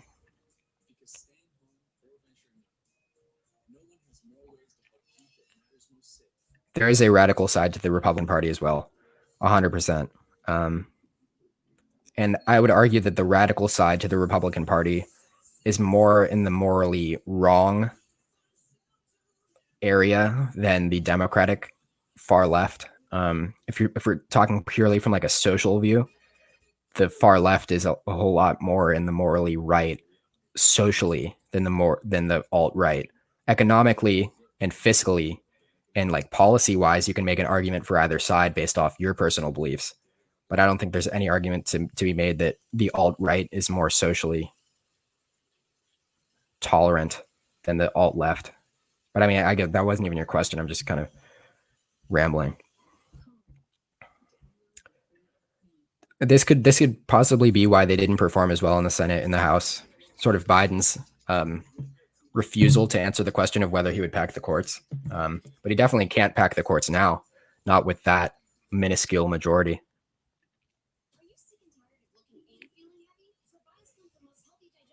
Yeah, Marjorie Greene got elected, if I'm not mistaken.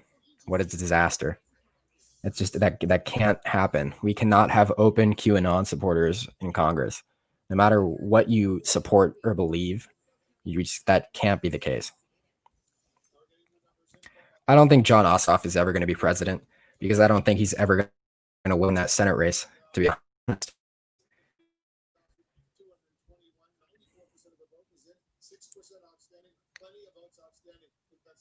I mean, I've met Trump supporters, just never like in person in my area. I mean, everybody lives in their own bubble, you know, unless you live in like a very swing county.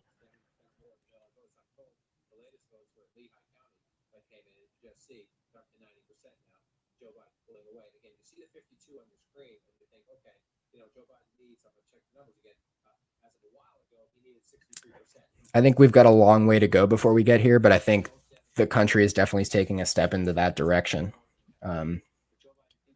As technology and people become more affluent in general, as like technology improves and like the population becomes more affluent, we're definitely going to start moving into that direction.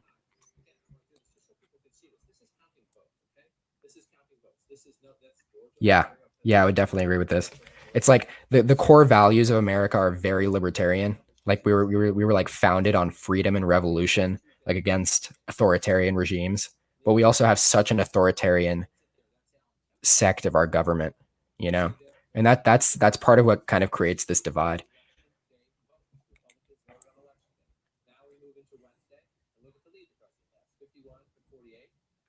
Yeah, Trump has it in North Carolina, 100%. 3,000 there, but the percentage is coming down a little bit, and you move a little bit more, and it flips, and now we get there. So you see this. Well, it used to be. It was the tipping point state in 2012. People don't realize that it was the Pennsylvania of 2012. Surprisingly, for Obama against Romney. I'd say the chances of there actually being a genuine tie in Georgia, where like each candidate receives the exact same amount of votes, is very, very low. But I'd say that there's a good chance it will be decided by just a few thousand. Do we have a new batch, Shetta? Yeah, we do have a little bit more, but it hasn't changed all that much. Yeah, not much is changing overall. Still patiently waiting for something to actually flip.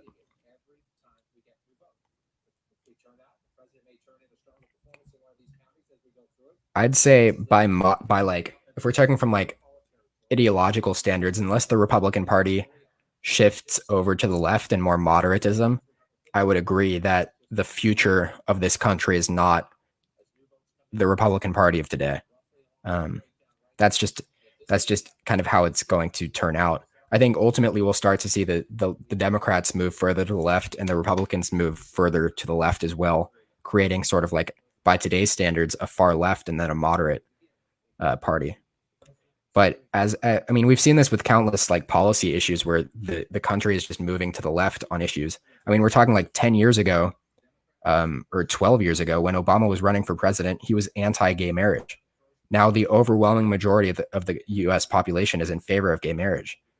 And we've seen this happen time and time again with all these social issues and fiscal issues. And we're just going to move further and further to the left based off that.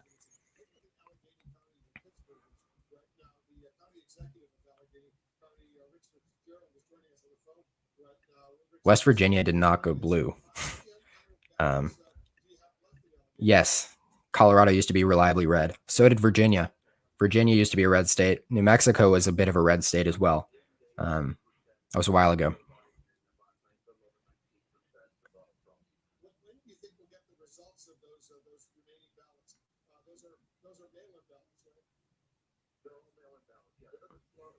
I don't know how much it is this as much as it is anti-Trump. A lot of people just voting for Republican senators, but also voting for Biden because they don't like Trump. I think it could be a combination of both.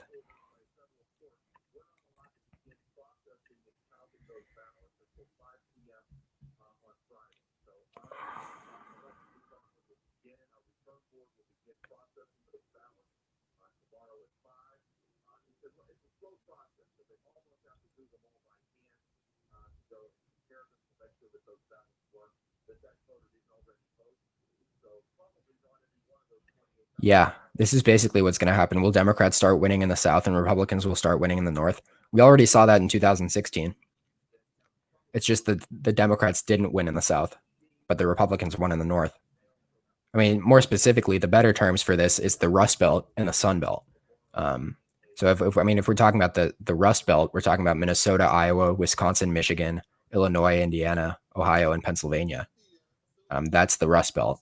And the Sun Belt is Nevada, Arizona, Colorado, New Mexico, Texas, Louisiana, Mississippi, Alabama, Arkansas, Tennessee, North Carolina, South Carolina, and Florida.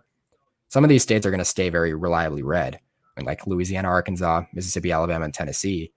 But North Carolina, South Carolina, Georgia, Florida, Texas, Arizona, and Nevada are all going to move more left, just as like what we've seen in Colorado and New Mexico.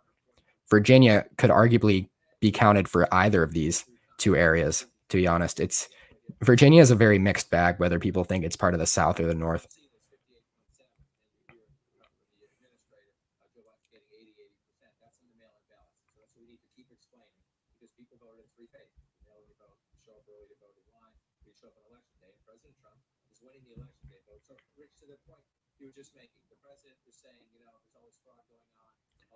I mean, if you're talking about the very, very far left and the very, very far right, then yes.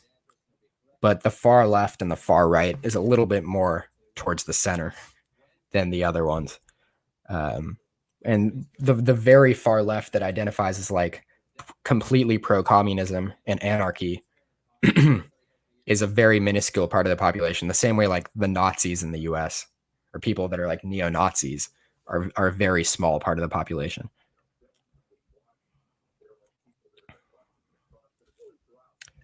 Barack Obama and Joe Biden were against gay marriage in 2008. Everybody was,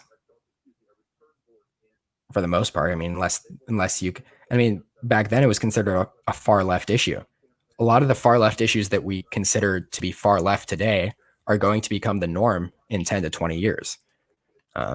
In most cases, that's a good thing. In most cases, that is a good thing. For one example, is gay marriage. It is a good thing that that is now considered the norm, you know?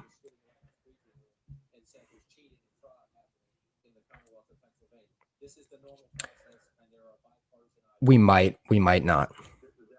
I mean, it's really hard to tell because everybody thought we were going to get a projection yesterday. A lot of people thought we were going to get a projection on election night. That didn't happen. Do you think Texas could become reliably blue? And if so, what will happen to the Republican Party? Well, again, the Republican Party is going to have to move very far left from where they are right now with Trumpism. Texas will go blue. It'll be a toss-up state in 2024, maybe lean blue by 2028, and sometime in the 2030s or 2040s, it will become a safe Democratic state. It is inevitable. But the Republican Party is going to have to make a lot of adjustments to kind of deal with that.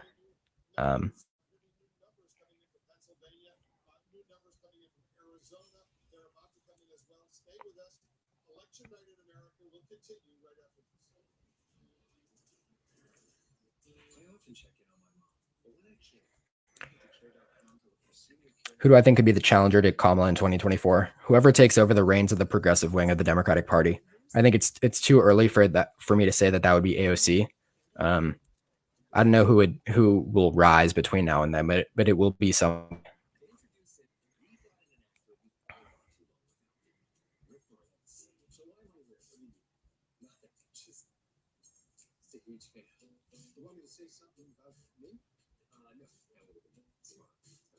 $30 is unlimited. We'll leave this fine. Sounds good. See ya. Hi, Rick Moranis. One of my favorite supplements is Keynote turmeric. Do you have any updates? Not really. It's still 3,000 in Georgia, 3,500. It's still about 63,000 or 53,000 in Pennsylvania. About 57,000 in Arizona. 12,000 in Nevada. Again, I mean, we're looking at a map where Biden will win in Nevada, Trump will win in Alaska, Trump will win in North Carolina as well, and we're coming down to Pennsylvania, Georgia, and Arizona, and all Biden needs is one of these states, and he wins the presidency. There's a good chance he takes all three as well.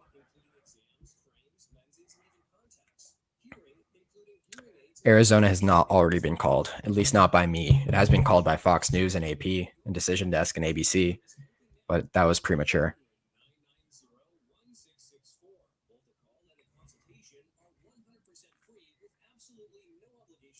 We'll know the winner once Biden takes the lead in Pennsylvania. I think most networks will eventually or immediately basically call the presidency for Biden. I think at 100%. I think the most obvious example of this is his socialist rhetoric that was imposed upon not just Joe Biden but the entire Democratic Party. I think Trump pushing this disinformation about Biden pushing a socialist agenda was a large factor in why the Republicans gained so many seats in the House and kept as many seats as they did in the Senate. Electoral votes would be gerrymandered even more in this case. Yeah, 100%. But gerrymandering is already such an issue.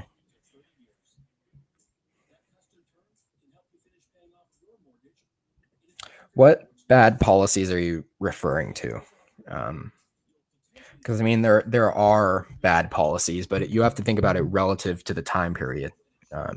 If you're talking about this from like an objective, looking back in the past kind of standpoint.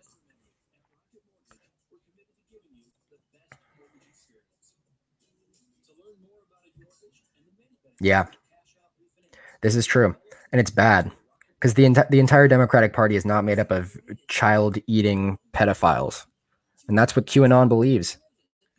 It's just not the case. It's not true, and there's no actual evidence to support that, and it's ridiculous that it's being pushed by people that are now getting elected to positions of power.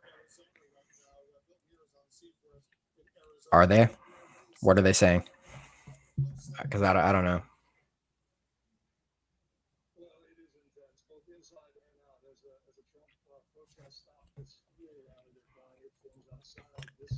There would be if the Supreme Court sided with Trump for no reason other than him being Trump, but I don't think that's going to happen.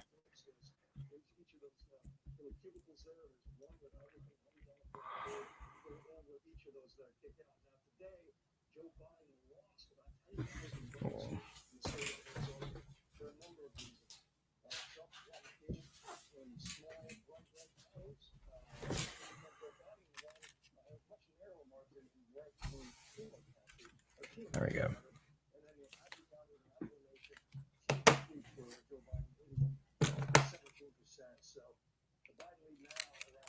All right.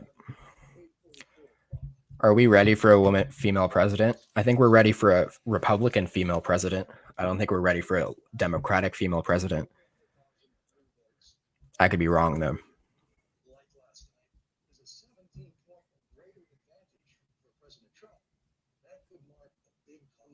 If Trump loses, what do you think the Republican plan for 2024 will be? I don't know, because he's not losing by a lot. Amidst everything wrong that's happening in this country right now, he's not losing by a lot. So it's hard for me to say that they're going to move away from Trump when Trump actually helped them overall in the Senate and the House. No, I did not say this. I think Biden will win Georgia. 95% chance of that happening.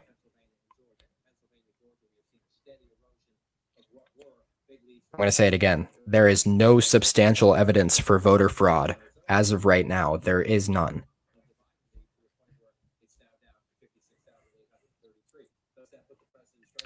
I mean, but yes, but the question is who does the vetting? Like who would do that? Like who would be in charge of vetting presidential candidates? I think you run into an issue there.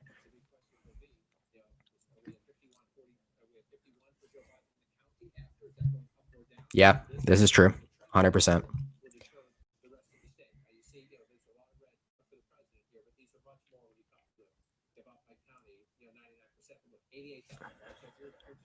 No.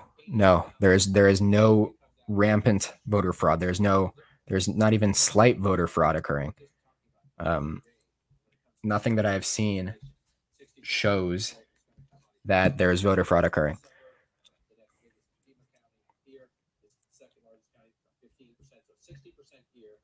Do you think if Biden did not campaign in the Rust Belt much, similar to Hillary, these states would have gone to Trump? Yeah, but this is a hypothetical, and the fact is that he did because of Hillary not campaigning as much there, and his campaign saw how much that backfired, and so they adjusted for that kind of reaction. So it's a hypothetical, yes, but yeah, Biden campaigning in the Rust Belt did help those states eventually go to him. Definitely. Also, just him being more favorable in every way than Hillary Clinton was.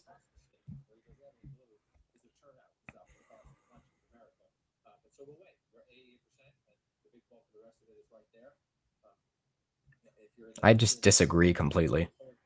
Nothing you can say to me would make me change my stance on gay marriage. Nothing you can say.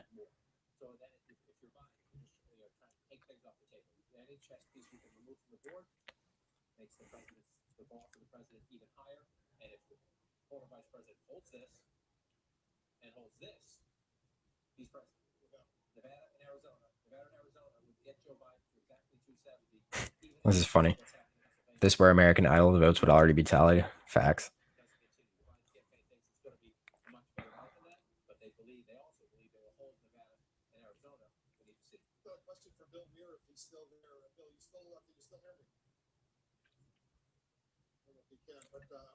I don't see any scenario in which gerrymandering gets fixed or changed in the next 4 years, unfortunately. It's just something that both parties do, and both parties are intending to keep doing.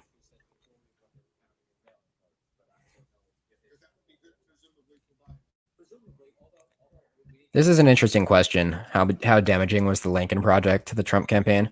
I don't know, but there's not much evidence to support the idea of anti-Trump Republicans as much as there is to support higher voter turnout among minorities, especially African American women supporting Biden. But I mean, the truth is that we can't really take much from exit polls, unfortunately, and I guess we'll find out more in the weeks and months to come. But I don't know how much of an effect anti-Trump Republicans actually had on this race.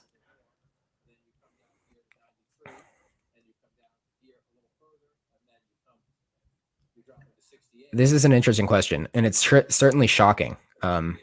Very few people expected Georgia to vote to the left of North Carolina and Florida, but in large part, again, it's due to African American women, especially in Atlanta, that have shifted Georgia to the left. And it also has a lot to do with voter suppression. Georgia is very well known for having one of the worst cases of voter suppression occurring in basically every historical election. And there was a lot of efforts done or made to combat that issue this election. And that's a good thing. And I guess we're seeing the results of how much further to the left Georgia is than it actually has been made us to believe.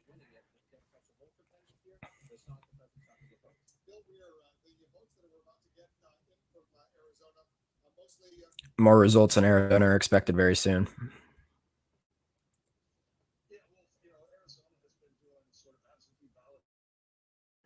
So most voters here just get out, and most of those voters are registered Republicans.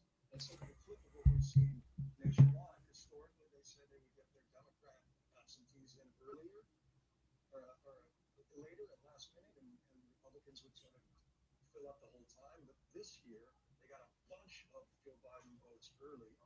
But they don't know how many Trump supporters either showed up in person to vote on election day or sent in those absentee votes late, right before the election. So that's what makes this so intriguing. We don't know how this is going to break. Conventional wisdom would tell you just based on the I'm going to end this live stream soon-ish. And then if more results come in, I'll boot it back up again. But I think we're kind of at a standstill right now. I guess I'll answer this question. Why will the election bring back Texit and Cal exit movements? I don't know. It could be. I don't think there's enough evidence to support that this election particularly will cause either of those things happening. But I guess we'll see. What is my map at right now? Yeah, I guess I can leave you guys with my final prediction before I go. I mean, obviously, this is where things stand right now. And my initial prediction was that Arizona and Pennsylvania would go to Biden and Trump would win in Georgia. But based off where vote count is standing right now and the amount of votes that are left outstanding, I think Biden takes Georgia. And that would put him at 306 to 232. And that's obviously with him winning in Nevada, Trump winning in North Carolina, and Trump winning in Alaska. But that's basically where things stand right now. And I think that's going to be it for me for now. If we get new results or something significant happens, I'll come back. That's for sure. But make sure to subscribe so you are notified as soon as I do go live and you don't miss it. A lot is left to come. This is my third live stream in the last like 48 hours. Very long ones too. So I think I'll probably leave this one up for a little bit for now, at least until the next live stream. So you guys can watch back or people can watch back if they want to. But that's going to be it. Signing off for now. I'll see you guys all in a bit. I mean, yeah, like results are starting to come in Arizona in a few minutes, but it always ends up being later than expected. So we'll see what happens. See y'all.